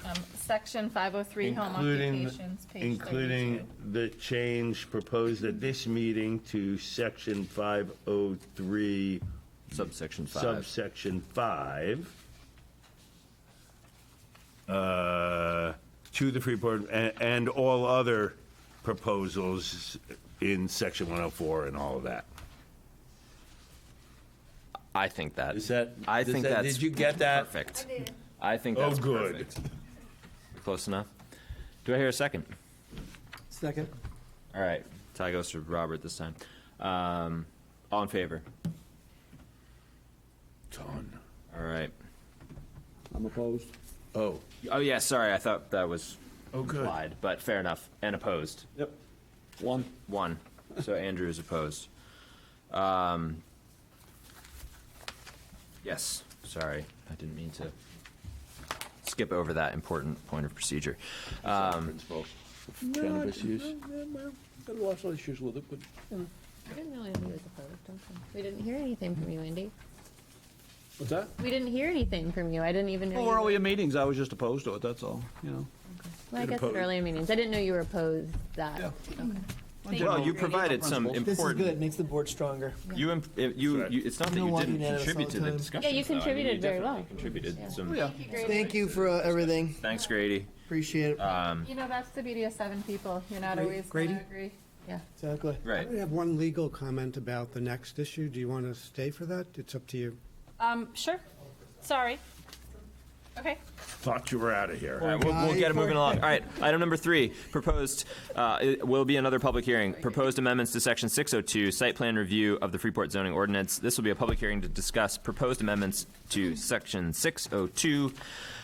Changes will include, or may include, general language clarification, amending the thresholds for the site plan review process and the designated reviewing authority, and amendments pertaining to site plan review for cannabis establishments.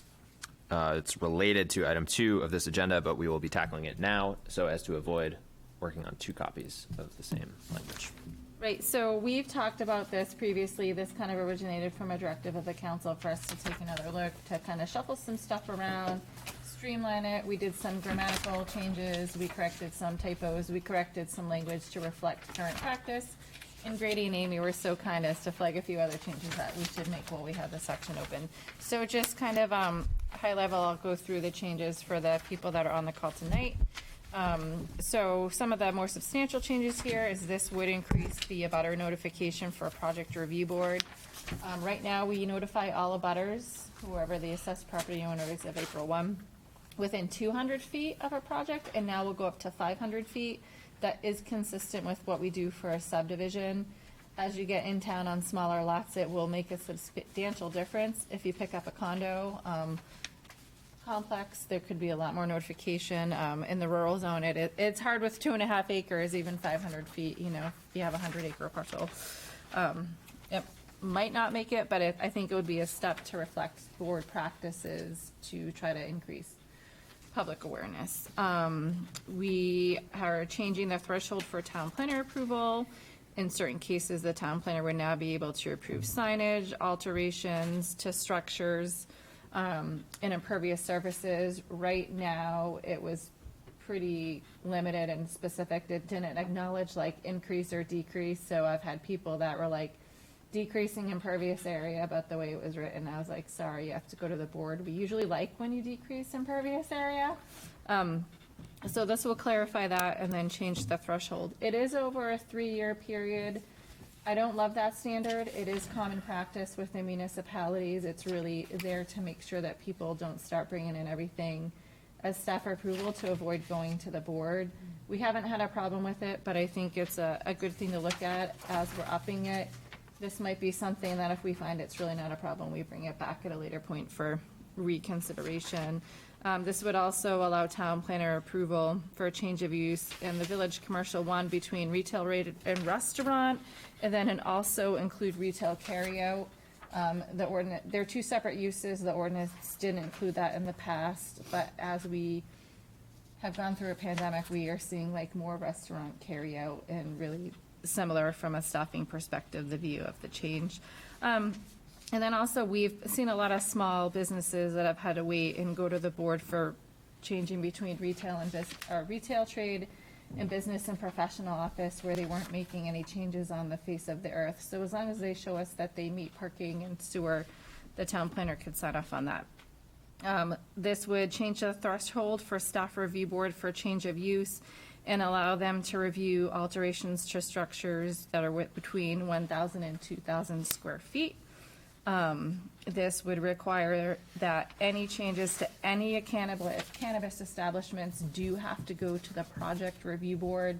They're not eligible for staff review board or staff approval.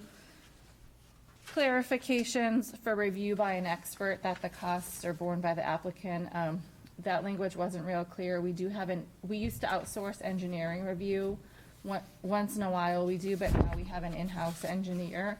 That cost for his time reviewing projects has always been billed to the applicant, just as we would do if we used an outside. But we have gotten feedback that has not been clear.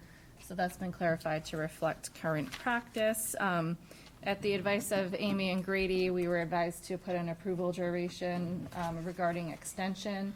Right now, you can come in forever and keep renewing your project. That might not always be what the community want, especially as board changes, and, you know, just action of one board doesn't tie the future board to the same thing. So the advice was to put a limitation. So right now, we would allow you to come in and extend it once for 1 2-year period. I do think that is reasonable, especially with the pandemic, or, you know, if the economy goes downward. We have people that want to build, but they can't meet that 30% threshold within the 2 years. So that would give the developer more flexibility. After that, they'd have to come back as an entirely new application, resubmit, notify, that whole thing. And the standards for site plan review, we included previously a reference to design review. You know, there's a lot of building site design standards in there. It didn't acknowledge section 527, which is performance standards for commercial district, which the board really does get into the details and does touch upon some design stuff. So that's cross-reference. And then also based upon conversation with Grady, clarifying that any of these appeals would now go directly to Superior Court. I think we had some of them like staff review going to project review, but they're not really an appeals board and set up in a way to handle those. So based upon Grady's advice, any final decision would go to court. So that's a snapshot. You have a motion before you tonight. If you amend it, you need to tweak the motion, Mitch. I'm not doing it. One per night. But I will say one thing to note, there's a motion, but then it also calls out to the council, if you choose to act on it, hey, we're gonna recommend this, but make sure you don't adopt the cannabis language unless you adopt the recommendations from number 1 tonight, if that makes sense. Happy to answer questions. Grady's here. You have legal questions? Yeah, so I don't want to keep the town on the Grady's meter any more than necessary, so. We're good friends with Grady now. So I'll just mention a small legal issue that I think I found. I don't know if Grady will agree, but the very last sentence of the ordinance, says that a decision of the town planner can be appealed to the Superior Court. And so that seemed funny to me, so I looked at the state statute, and I believe it has to be a town board, which constitutes a final municipal decision that's eligible for an appeal to the Superior Court. I don't think a town planner would qualify. And that's state statutes 30A 4482B. Look at it while I'm talking. You're saying that the town, if they wanted to dispute the town planner, they would go to the boards? Yes. And if they wanted to dispute Yeah. the boards, they would go to the Yeah, court? it could be any number of boards, but it has to be a board. You're talking page 17? Right at the- 17. Last Page page, 17, okay, everyone. sorry, I thought I heard you say something different. So he's proposing striking and town planner. Exactly. Yep. So I'll say a couple things on this. I'm trying to pull up the statute that you're referring to here as I'm talking. In general, any final decision, and you can think about this in a code enforcement officer decision as well, enforcement decisions, building permitting decisions, which also fall under staff purview generally. Those are treated as final decisions insofar as if they are not appealed, then they are subject to the legal principle of finality. They can't be appealed later, right? So what we look for is there a decision that is impacting the rights of certain parties, right? Is it something that someone individually could be aggrieved by? And if the answer is yes, then in general there needs to be some sort of route for appeal for due process purposes. Under state law, in general, zoning boards, towns are directed by state statute to establish boards of appeal, which are given certain jurisdiction under state statute, as well as any jurisdiction to review decisions that the town gives them jurisdiction to review. The town has some flexibility in how they do that. That said, though, there are many towns that affirmatively say, we're not going to give the Board of Appeals jurisdiction over this type of decision. When that happens, the route for appeal would be directly to Superior Court. So in general, that's the flow, and I'd be happy to, if you could just repeat the statutory provision you were looking at. Yeah, and I understand your argument, but I think it goes against the plain language of 30-A, section 4482B.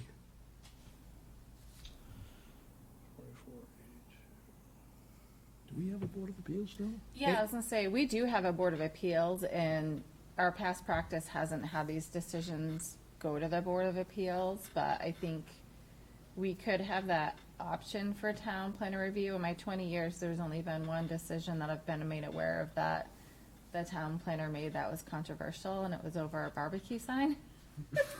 Oh, boy. I think we know which one. I mean, this is a change for Freeport. This is the most staff approvability the town planner would have had in my entire time here. So I think as you up the threshold, there could be more decisions that people might not like. But again, in the grand scheme, they tend to be relatively small projects. But we could do the Board of Appeals. I think, if the code enforcement officer right here, based upon the workload and how that board functions, we would want to make sure it's just like a review of the record. Well, actually, there's not really like a whole public meeting record there too, so we'd look to Grady for tweaks on that language. So I would need to look at the statute a little bit more closely. I think I see what you're saying regarding the language here.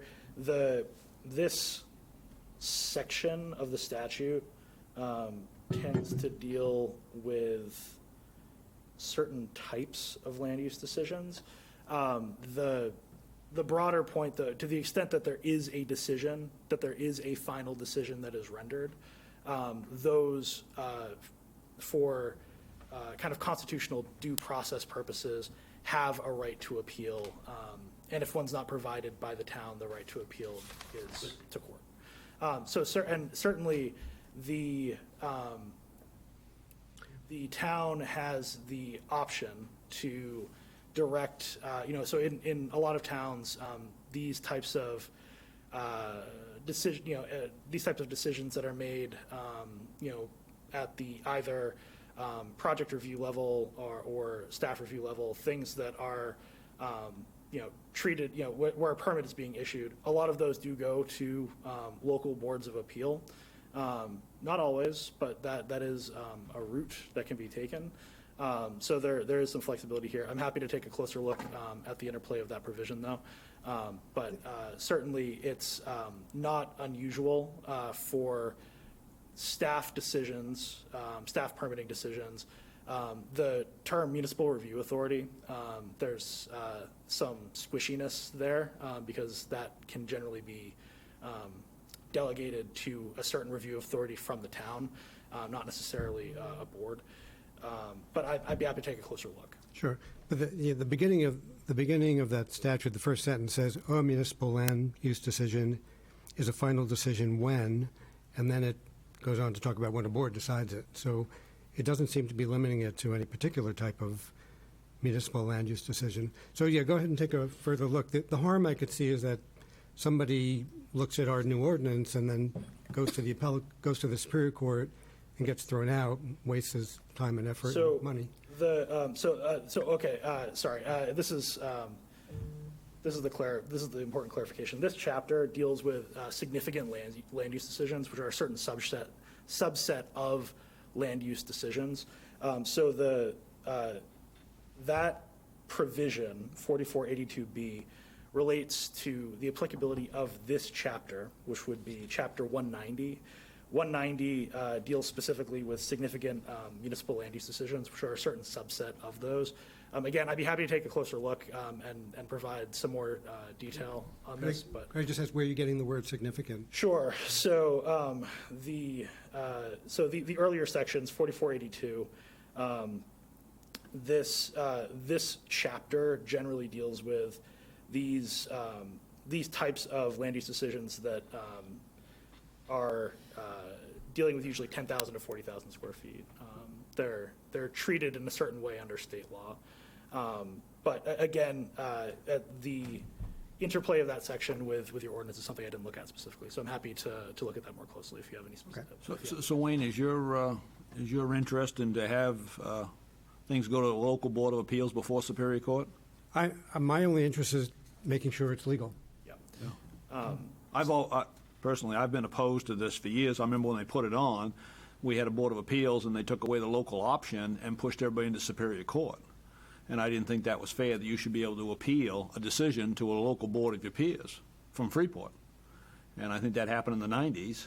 Some people didn't want to deal with, well, we want to get it out of here and just not deal with it. So nobody will have an appeal because they won't want to pay the threshold. So I think it'd be great if we had a local Board of Appeals that acted on, even if it's a limited amount of decisions, we should be able to appeal to our local town board. Yep. I was denied an appeal one time. Our property on Route 1, there was a 100-foot setback and no exemptions, which is illegal. And I asked Fred, who was a code enforcement then, if I could expand my residence, even if it was inside the footprint, and I was denied even an expansion into the cellar. And I had nowhere to go, which was basically, I think, unethical as far as illegal, maybe, that I couldn't expand even interior.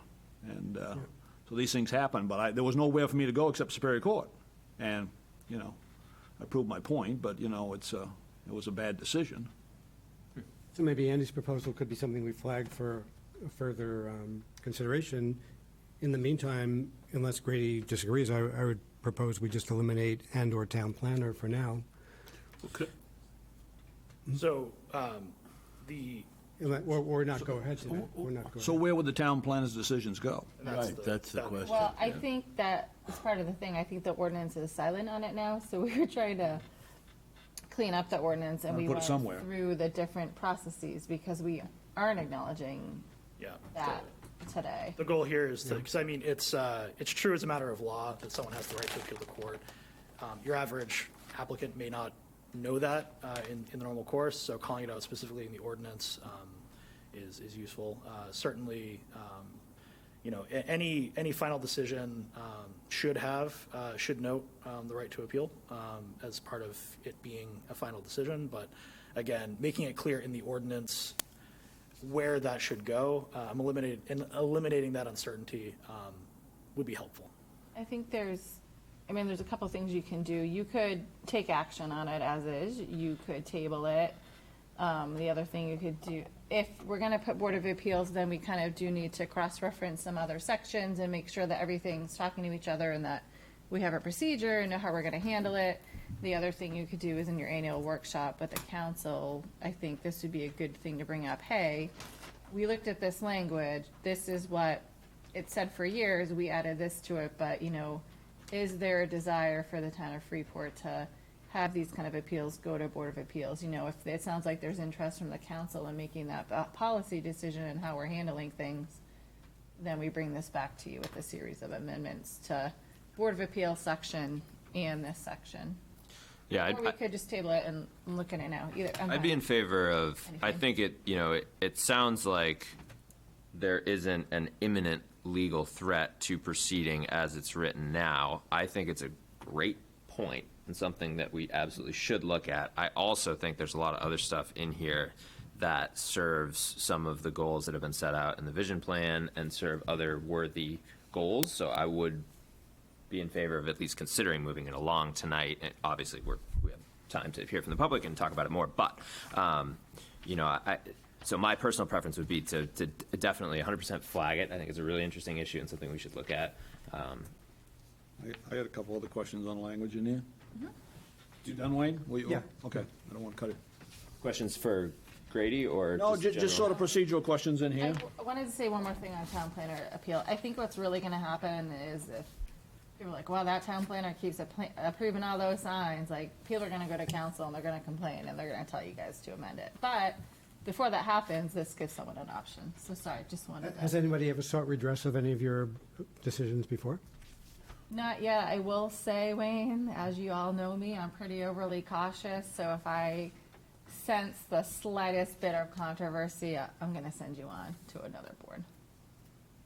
And again, So you're saying you almost preempt the appeals process by sending people to boards?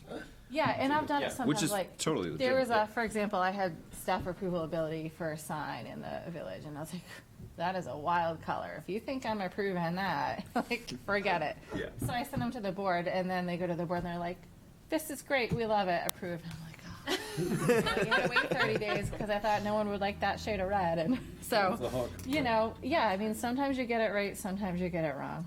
So I would suggest, especially in light of that, why tell people they could go to the Superior Court when they disagree with Caroline? I mean, it's only looking for trouble, and it's never happened before. So you mean I mean, why not eliminate those three words? Which three? And/or town planner. Yeah, Greedy, would it give you heartburn, probably, if they omitted an appeal process from this So right now? I would want to look at it more closely before I came down with So a little bit of heartburn. the board. Yeah, I would want to take a closer look at how it plays with the rest of the ordinance, Okay. just to make sure that you're keeping it internally consistent. I think it is an important question, Yeah. certainly. You want to make sure that you're sending people to the right place and that your ordinance is clear about where they should be sent. It seems to me that it is important to have the town plan, because the town planner can make decisions, and so if somebody disagrees with those decisions, that person should have a clear, okay, so my decision and was made by the town planner, and therefore I should go to the Superior Court, it says right there, and maybe that's not the right place, but that seems to me to be a discussion for I another think day. the earlier version, the thought was like, oh, well, if they don't agree, they could go to like project review, but then like talking to Grady, like, that's not the right process, nor is it legal, but since we have Grady, you want to hear Andy's questions? Yeah, absolutely, yep. Well, one of them was, in this ordinance, if somebody wants to put on a handicap ramp and there's not one there now, is there a section in here that's going to help him do that on just a permit? Okay, so again, we're talking about just site plan review. We're ignoring design review. What if he for hasn't right been now. through site plan review? It's an existing building, not been through site plan review. Interesting question. I know a couple of those properties. Hold on, let me look. Let me give you the,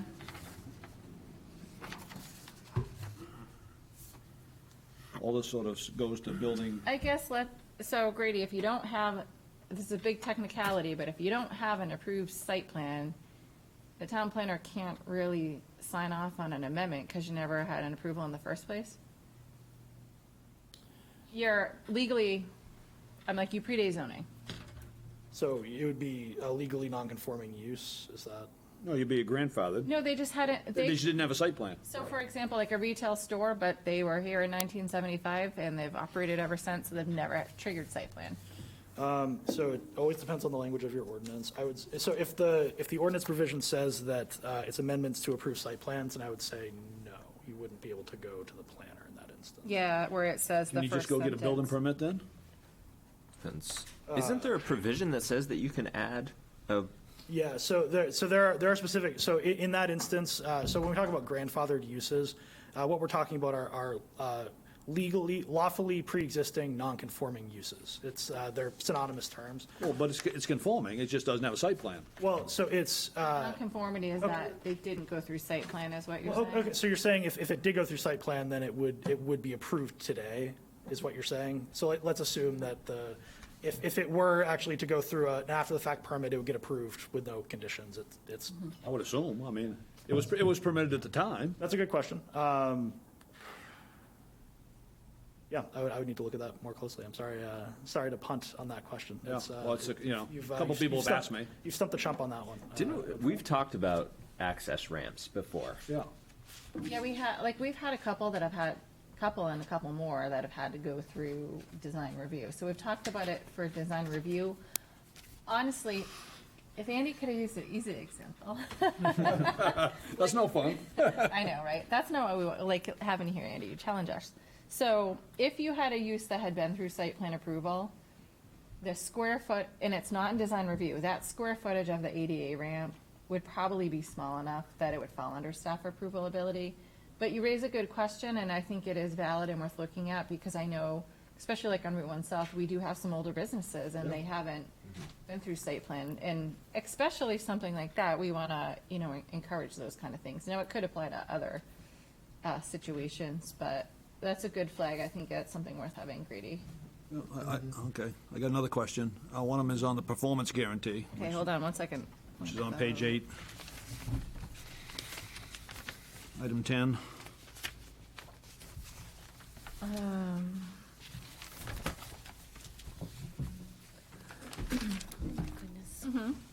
So anyways, staff review, board review, project review with the advice town, as a condition of approval, require, take it, so I assume you've crossed this may out and you've added may behind town attorney, so it's still, Yeah, it's still may. permissive. It's not a requirement.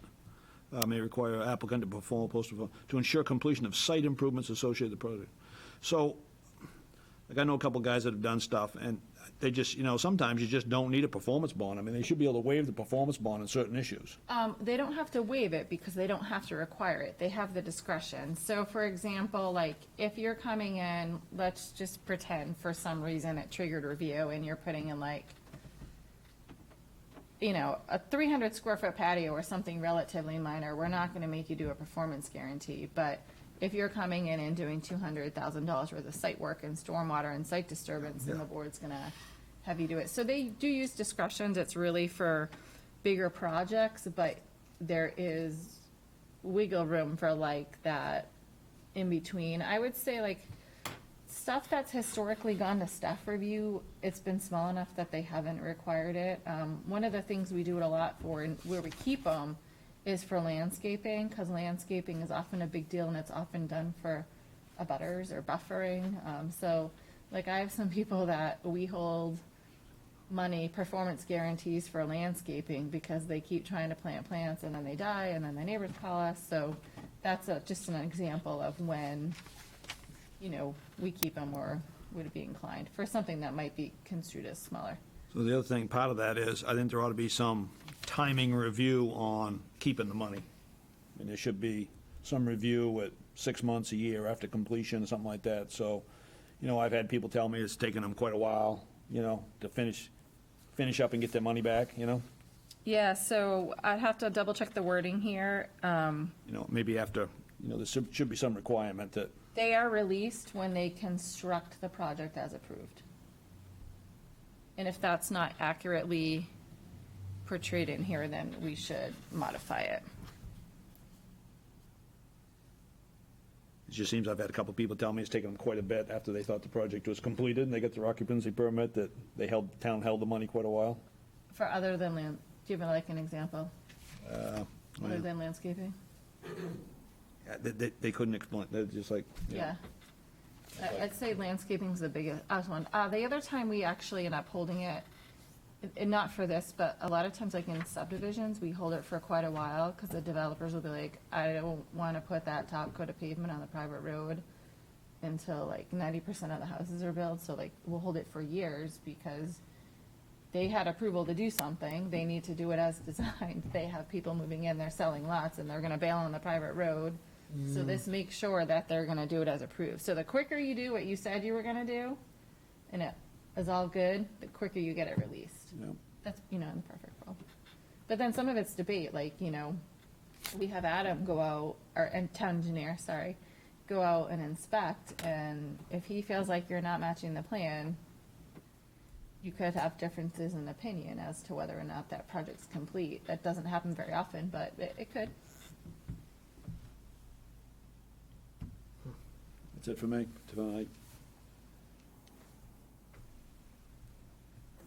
All right, other questions or thoughts from the board? Not for me. All right, should we open a public hearing? I'm not sure we have, maybe Brett? Well, we got to open the public hearing first, but do I hear a motion to open? I move we open the public hearing. In a second? Anyone?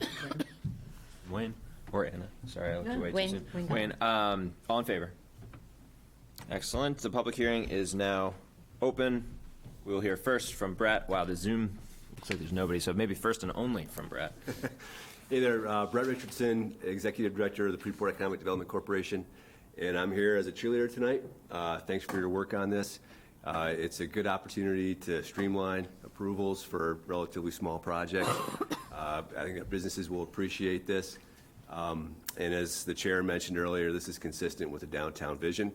And I believe I heard during the joint planning board PRB workshop back in the springtime that there was some desire from the project review board as well to have this type of step taken to streamline their process as well. So good work, appreciate it, look forward to seeing it move forward. Brett? Seems like we can pretty safely close the public hearing. Move to close the public hearing? Nobody else to comment. A second from Mitch, all in favor? Public hearing is now closed. Do we have a direction on the flagging of the last sentence here? We're gonna flag it for the, for future review, I guess. Does that seem, and we know Grady's gonna take a look at it as well. Yeah, I was just going to say, between, so if you did move forward here, or if either way, if you move forward or tabled, I'd be happy to take a look in advance of either the next reading or when it's put before the town council, whatever the next step from here would be. But certainly, I'm happy to prepare a short memo, just laying out kind of what the town's rights are here with respect to how a planner decision can move forward under state law. Just to clarify, I think it's the Superior Court who would assert its interest in not taking this case because it doesn't find it lawful for it to take the case. So it's not really an issue of the town's rights, it's an issue of directing someone to a court that's not going to take their case. Right, so it would be a question of whether or not the town has, I think the narrow question here is, would a decision issued by the town planner in this context constitute a final decision for the purposes of the court's review? And there's certainly a lot of case law on that. Again, this comes up often in code enforcement officer decisions. which are, again, a lot of permitting decisions are delegated in that context. My assumption here is that it would be the same type of determination. And code enforcement officers, for example, are held to certain requirements for their decisions to be reviewable by the court. They have to contain sufficient findings of fact and conclusions of law. And there are other specific components that make those types of decisions final decisions. But I'm happy to, again, it's worth taking one more look to make sure that we're doing it the right way. And when you cite code enforcement officers as an example, are you equating that with town planners? Yeah, talking about staff so an individual town official as opposed to a fully constituted board, and to the extent that that would have any difference in terms of whether or not it could be reviewed by the court.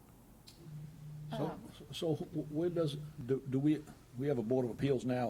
What do they take for decisions? I mean, They they can appeal enforcement decisions. Enforcement decisions. They can take subdivision appeals. They just look at the record.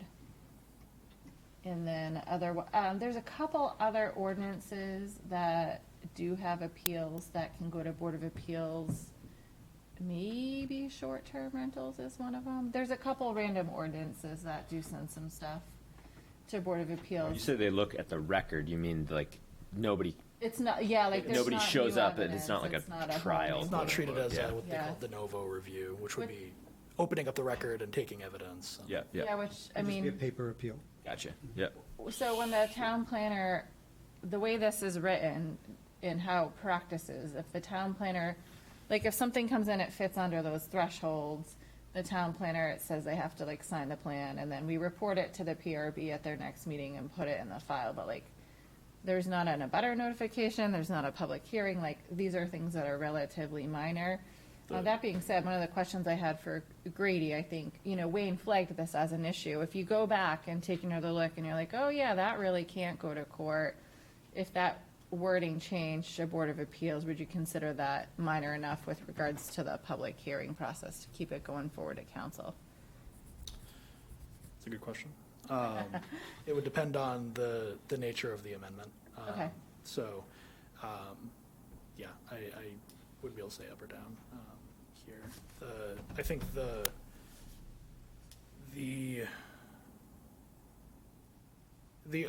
other option, so in terms of routes that this could take, one thing that could also be considered would be if there was a dispute with the planner's decision, not an appeal per se, but just having it be heard by the full staff review board, something that triggers further board review. There are other ways to potentially address this, but again, it's something that wouldn't need to be addressed, assuming that the path to appeal is clear. And again, I believe that to be the case, but I'm happy to confirm that for you. So one thing you guys could do if you want, we have these like couple things, Andy raised a good point, like, well, what if there's someone that wants to do something relatively minor, but they technically don't have a site plan? There was the question of the performance guarantee, we could just take another look at that language and see if it really is a clear threshold for when that actually gets released, and then that it could give Grady a little bit of time just to look at the Board of Appeals. So if you wanted to table it, you did have the public hearing tonight, so we could, if you wanted to table it, we could bring it back to you in January. You wouldn't have to re-notify it, unless there's something substantial that Grady digs up. You wouldn't have to like re-notify. We could just bring it back to you with the changes and you could take action, or you could take action and we could still bring it back to you again to look at. I mean, if it's coming back one way or another, I think for once I might be willing to entertain the idea of tabling it. I'm always wary of notifications, and so if notifications aren't, and it doesn't seem like there's a huge amount. I mean, it's not like anybody's standing here, banging down the door like, hey, I've got a project that I want to get, so. There's not, and for this, I mean, there are some people like, oh, that's going to be great because I want to do something small and that's really good, then I'm not going to have to go to the board, or I'm not going to have to go to They're probably not going to do it in January. PRB, but that being said, for something like this, your notification policy and the legal notification policy, we post the agenda and all this all the typical places, but the biggest difference here is we have to put like a legal ad in the Times Record and publish it twice. So we don't have like mass mailing. Part of the reason we did with cannabis is because it extended the notification, like over, Cecilia said, 400 people got this agenda and knew you were talking about site plan review if they read it, but you have met that public hearing, so you could table it. You really wouldn't be set up to take public comments. So it'd be you guys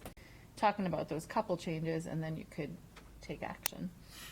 Unless you think there's some ongoing project that's going to be affected by a delay.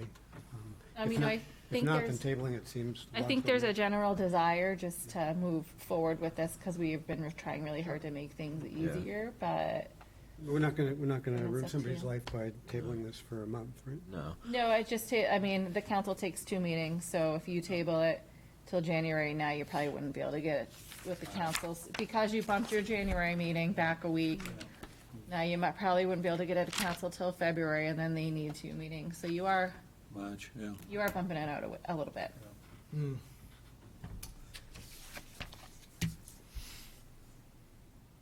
What do other towns do as far as, is Freeport in line with other towns as far as Board of Appeals? I mean, I know that everybody does it different. How many other towns do it like we do here in this local area? I honestly. Send them to Superior Court. Yeah, so I can't think of an individual town that has an identical framework to the one that Freeport has. Part of that is because Freeport divides up the responsibility for review among a few different groups, whether it's PRB, staff review, planner. It's not totally uncommon to do it that way, but it is.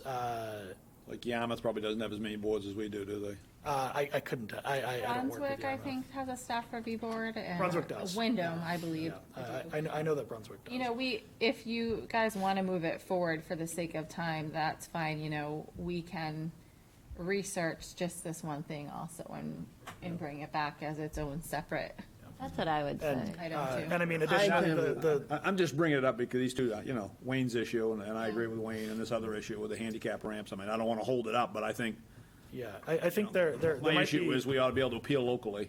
I mean, Shoved to Superior that Court. sounds like it might be a larger policy question. That's my concern with that particular. I agree with that. And I was going to say, I think the issue that Andy brought up is one of the most, it's a very interesting one, but I think it's outside of like what we're looking at as far as this. I think it's a discussion that we absolutely should have. I just don't necessarily want to tie this to that discussion, if that makes sense. And I mean, it's certainly not unheard of for land use decisions to be appealed directly to Superior Court in general. That is something that is not uncommon. I would say that the more common role is usually often enforcement decisions are appealed directly to court, and land use decisions go through the Board of Appeals, which here it's the flip of that, but again, it's not, that's not unprecedented, certainly. This happened in the 90s when there was a lot of development going on. Yeah. The 80s and 90s, they pushed it, one or two councils in particular. So at Pushed that it point, pretty hard. that it goes to Superior Court, is it an open review at that point? So, no, if it's still a closed. The court will review directly what they treat as the so-called operative decision that was decided below. So they'll they'll look at the record as it was created below, and they'll look at any legal questions with fresh eyes, but they'll be deferential to the town on questions of fact. So what the courts want to make sure at that point then is that there's enough of a record from what's being developed below. There's been a lot of pushback in the past few years from courts kind of kicking stuff back to town saying, your code enforcement officer should have known better to develop a robust decision before it came up to us, and so they'll remand it back for further findings of fact, things like that. But those are that's more of a practice pointer as opposed to not having the authority to do that. The court will review any final decision from the town. I followed a lot of those cases years ago, and there was only a couple of guys that really won. One was Grace Baptist Church over a parking lot, and the other one was Gordy Wakeland in Yarmouth over lack of, they basically said your intensity of use and your density of development is too much, and they didn't have any standards. So we won. That's a tough question. Yeah. So. An alternative way of dealing with this is to take out and/or town planner, and then Carolyn just needs to refer people to the staff review board if they disagree with her decision. But that's not, it sounds like that's not clear enough in the ordinance, like it has to be, that's part of the ordinance is that it needs to be Yeah, clearly. you would want to make sure that anything that's being referred to the staff review board is something that they have the affirmative authority to take up under your ordinance. Right, and that's exactly what we're saying about Superior Court, too. So. Sure, yeah. So, again, I think it's a narrow question here, and I think ultimately the end result will likely be that you don't need to adjust anything. I think it's a broader kind of policy question. What are you bringing before your Board of Appeals? What are you not bringing before your Board of Appeals? That's, I think, something that could be discussed, but something that doesn't really touch this particular this issue. I mean, again, you could also, if you want to make a motion, you could make a motion that flags this issue for the council to consider if that's something they want to give the planning board directive with all the other stuff you have going on. I think Andy raised those other 2 points. I think I could look at that with Grady. If those are minor amendments, I could actually present those at to the council. Yeah. If those are your other 2 are minor wording tweaks. If they're not, then that's. I'm comfortable the way this is. I mean, as always, or almost always, my preference is to, keep it moving. Yeah. Given that we are, I think, generally in favor of 90 some whatever, make up a number. A lot of what's here.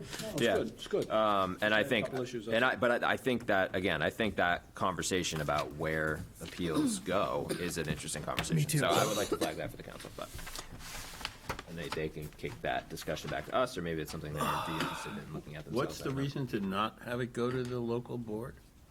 It got pushed to Board of Appeals because they didn't want to deal with it. Well, yeah. Back in the day. That's the deal with them. Just That's push, right, just push. sent- So this is just codifying how it already works. Pretty much. Kind of, but not really. Kind of in the way that when we went through these standards, especially with staff review board, like they added it in, but then they left it out from a lot of places when they should have cross-referenced it. Yeah. So when we looked at it, it was like, oh, well, that's lovely, but it doesn't say how you can appeal those things. So that's why we started looking at it, and the thought was that we could try to do some internally, but then it didn't necessarily make sense. So then we kind of resorted to past practice for what we were already doing. But when you say what we're already doing, this has never happened before. Nobody has appealed anything you've done to a Superior Court. Right, but what I'm saying is like, past practice where project review board appeals were going there. The other 2 was silent, but since we were already doing PRB appeals, it seemed to be consistent to make all the appeals go that way. Now I think there's can you do that question raised? And then even if that question's F, I think what we're hearing here is like, there's a bigger policy discussion, like should the town consider shifting to Board of Appeals? I think if there's interest or directive in doing it, then I think we need to amend some different documents, and we need to be clear on a process, because having a new case before Board of Appeals also isn't necessarily what they're used to. And I think we'd want to work with a code officer who staffs the Board of Appeals to make it work. All doable, just. Yeah. And I think it's something we ought to discuss, that's all, at some point. Yep, I agree. And certainly I think the goal of the framework that was developed in this proposed amendment was to make sure that in any event, whether it's the court or a local committee, the body that's reviewing an appeal is one that has clear parameters to decide, how that appeal should go, and just making sure that wherever it's getting sent, it's to a body that is that's given those kind of clear directives for how the appeal should be carried out. I think the other thing I'll just add is that I have a volunteer who's looking at your draft amendments and kind of mapping them out so that we can all look and see what the process is like, to see if there's even more room for improvement and just to make things clearer and easier. Again, it was aligned in the vision, FEDC's providing feedback. I think, like parking, you're going to see this section again is the honest answer, because, every time we read it, Cecilia and I, there's just something else. We're like, oh, they left it out there, they cross-reference it. So I don't think you're done. I think this is a good start from the directive of the council, but I think you're gonna look at it again. I think that's probably true. I mean, a lot of that stuff got done in the 80s and 90s when there was just massive explosion downtown. Yeah. And they were trying to slow it down or push it off and not deal with it. And now we're trying to do more stuff downtown and sort of change the vision. And, you know, I think it'd be nice if we were handling more of it locally, you know? And we Have more are, local input. we're seeing a change, like, we're not seeing all those national retailers. So the people that are coming to me, they're small businesses and That's what we they're want. doing it themselves. Yep. So, Yep. That's what we want. We don't want to shove them into Superior Court if we don't have to. Motion to approve the Yeah. amendment? Robert, are you Yep. our motion reader? Oh, sure. Very helpful. You are going to have to flag and amend a couple of things. I am? Reminder. Oh, so should I flag them? I didn't hear you make any changes to this. Just flagging the last. We didn't make any changes, but do I Oh, need to? you just wanna the flag- Proposed amendment that I'm reading, do I need to flag? I think if it were me making the motion, I would probably add just tack a sentence onto the end, like, you know, we forward this recommendation and draw attention to the section pertaining to appeals, as the town may want to consider if the Board of Appeals might be more appropriate avenue instead of Superior Court, or something like that, in certain cases. Okay. I would probably vote to table it and therefore vote against this motion because, I mean, Grady has the experience and how things have worked in the state and other towns. You know, he knows about that and I don't. But as I read the statute, this directly violates the plain words of the statute, so. Yeah, and I'll say, like, so the directive to Grady's gonna be like, Grady, can you make sure you look at that? And if that's a problem, I need to know before 2 weeks when it goes to council, and if it is, then it could go forward as is if you recommend it, or if there's a problem, it's gonna not Find go its way back. forward. I mean, I have no dog in the fight in terms of the policy or where things go and what's the most Yeah. administratively efficient. That's not my Just concern. the My concern is legal just simply, I question. see a statute that prohibits this particular appeal.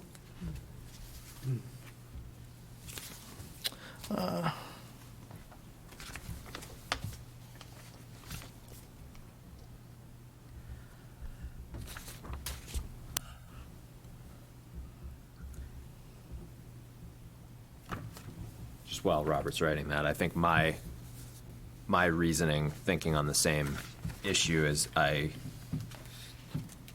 while I certainly never want to vote for something that presents a legal issue, I guess for now I'm satisfied that Grady's feeling is the correct one. And I don't have the expertise to question it. Okay. And he's got 2 weeks, so it's good. So anyway. And you're paying him for advice, not me. Yeah, right. Okay. Out there thinks that we're all here for the big Could I bucks. just make one question about Wayne? I think there's two issues about this. One is, is it right, does the council agree that this should go to Superior Court and not to a local appeals board? But your question was different. It was a technical question about whether there was an internal inconsistency. Yeah, I think it violates a state statute. I think Yeah, if my reading of the statute's correct, the person that appeals Carolyn's decision to the Superior Court will be told by the Superior Court that we have no jurisdiction of your appeal, because it's not a final municipal decision. But isn't it a By the final statute. municipal decision if we've given her the authority to make these decisions? Not as I read the words of the statute. I think in this case, we're gonna have to rely on Grady as the town That's where attorney to do his that's where I'm research. coming down. And, Yep. You know, Wayne flagged it as an issue, which was great. Anytime anyone thinks there's an issue, we'll have Grady look at it, and if there is a legal issue, then we'll figure out how we legally need to handle that. And my inclination, Mitch, is that you're probably correct, but again, the statute has some specific language in it. It's an old statute, and it's something that, the issue's been raised, and I'm happy to run the question down. I think it's certainly worth running down. All right.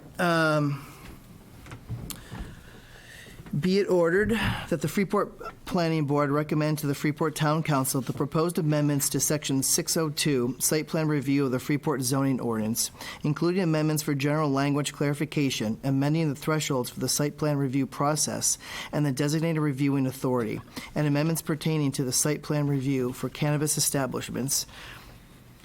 Be it further ordered that the Freeport Planning Board recommends that the Freeport Town Council waits to consider the recommended proposed amendments to Section 602.c.2.c regarding cannabis establishments until such time that the Town Council considers the recommended amendments regarding cannabis establishments.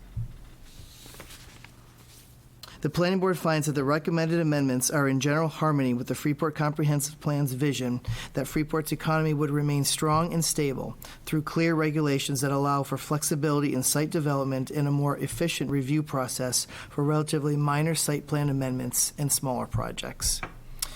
We'd like to draw attention to Section G, the Project Review Board, and its legality as it pertains to the state statutes. I see that. Is that? G is regarding Project Review Board, Staff Review Board, and Town Planner Appeal. Thank you, sorry, yes. Do I hear a second? Second? All in favor? And opposed? I'm voting Wayne. All right, so it passes with 4.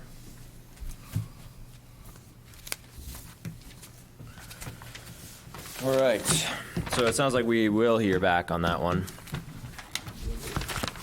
And, Thank you, Grady, for and- staying. Yeah, thanks, And Grady. for Yes. Wayne for highlighting to make Yep. him stay early on. so, We need a motion to. we need a motion to adjourn, but first, we just remind, so you're gonna check into the room availability, and we should all, I will email you all to confirm date, probably hopefully tomorrow, for the January PRB meeting. If we can change it, we'll get it circulated. I also did add on here to give you an update next month under info exchange about what happened with all this and some of the legal questions, just to loop back on it. Can I ask one other question from last, I don't know if we're supposed to bring this up at the beginning of meetings, but the last meeting you discussed the design review board, or the design standards and the redo of the design standards. I'm just wondering if there will be a discussion among this group about that. I'm interested in how the RFP is being developed and whether that's going to be reviewed before it's issued and We who- typically all that don't, stuff. because there's been a lot of past discussion with the planning board, the project review board, on what the goal, intent, and objectives are. And now we have the vision, so we know what the community's vision for that is. We could, when it's ready, it's behind the comp plan RFP, which is halfway done, so once that's done, I guess it's up to you. We typically don't have the boards review the RFP, but Well, it seemed like there was some discussion that you guys had last time about things like, a form-based standard as opposed to a prescriptive standards. And it would seem to me that would be built into your RFP. yeah, so the RFP is gonna kind of say, this is what we have, this is like the intent. The intent is to do some prescriptive standards and somehow update design review. However, someone decides to do that is fine. I believe a forward-based code really, Cecilia is more of the expert, would get into the underlying zoning, whereas the design review is kind of more an overlay. But the intent was to leave flexibility up in the RFP for people to bring proposals forward that a group of us would evaluate to see what would be the best fit and approach to complete the project, if that makes sense. yeah, I think where I come down on this is I'm in favor of getting the RFP out and looking at the responses to it, and see, maybe more so than the RFP itself, just in the interest of efficiency, but. I'm all for efficiency and moving it forward. I just wonder whether it's clear who you even send it out to. I guess it's a public RFP and whoever replies. Yeah, it's a public RFP, so like anything, we put it on our website, we put it on May Municipal. In this case, I have a couple people I know are interested in this project. and I've done some outreach to other municipalities to get recommendations. I'd say, there's a diversity of people, there's all different ways you can do design standards. So the RFP will ask for an approach. Yeah, I think the That RFP we will could tell you compare. what it is, what we want the outcome to be, but, as far as, this is why we're hiring a professional. We're hiring a professional that can do certain things, like whether it be have skills to do drawings or prescriptive standards or give some kind of clear design. But there might be different approaches and different ways that you could achieve that, and I don't think we don't want to smother them by saying you can only do it this way. Yeah, that's Okay. I definitely am interested in the perspective of somebody who, whose day-to-day is developing these sorts of things. But I think if the board has we have some time, so if the board has high-level general concerns or things you really want to make sure, if you guys want to revisit it, that's fine too, for a discussion item. Let's see. Let's get through the comp plan first. Not the whole thing, but the RFP. Yeah, get the the- comp yeah, plan RFP. yeah. And then we'll, sorry, that was I didn't mean to laugh, terrifying, but- momentarily terrifying. Okay, we cannot wait years to do project 2. But, Put that out there. get the comp plan, just so we don't, I don't want to distract staff resources away from that. Yeah, with any the- other stuff we bring you, it takes away time from something else. Yep, so I think that I want you guys to stay focused on that, just so, Yeah, and for next month, what we're bringing you is we have some big projects, and then we try to fit cleanup projects, because there's been a lot of concern about that in the mix, and then little projects come up, and so we get those in the mix too. So next month, I think you have 2 cleanup projects. One of them's gonna be subdivision ordinance, which we could also, I can flag for PRB in case they're interested. One will be near and dear to Andy's heart, looking at the Route 1 South language for the commercial district. Not really changing the intent or overhauling it, but Cecilia has spent a lot of time going through old minutes and our amendment files, because there's certain language in there that nobody can really understand what they were trying to get at. So that will come to you guys hopefully in January too. great. Sounds good. So we have a motion to adjourn. So moved and, sorry, that was, second from Andy, all in favor? Let's go home. Nobody opposed. Excellent. Who's opposed to going home?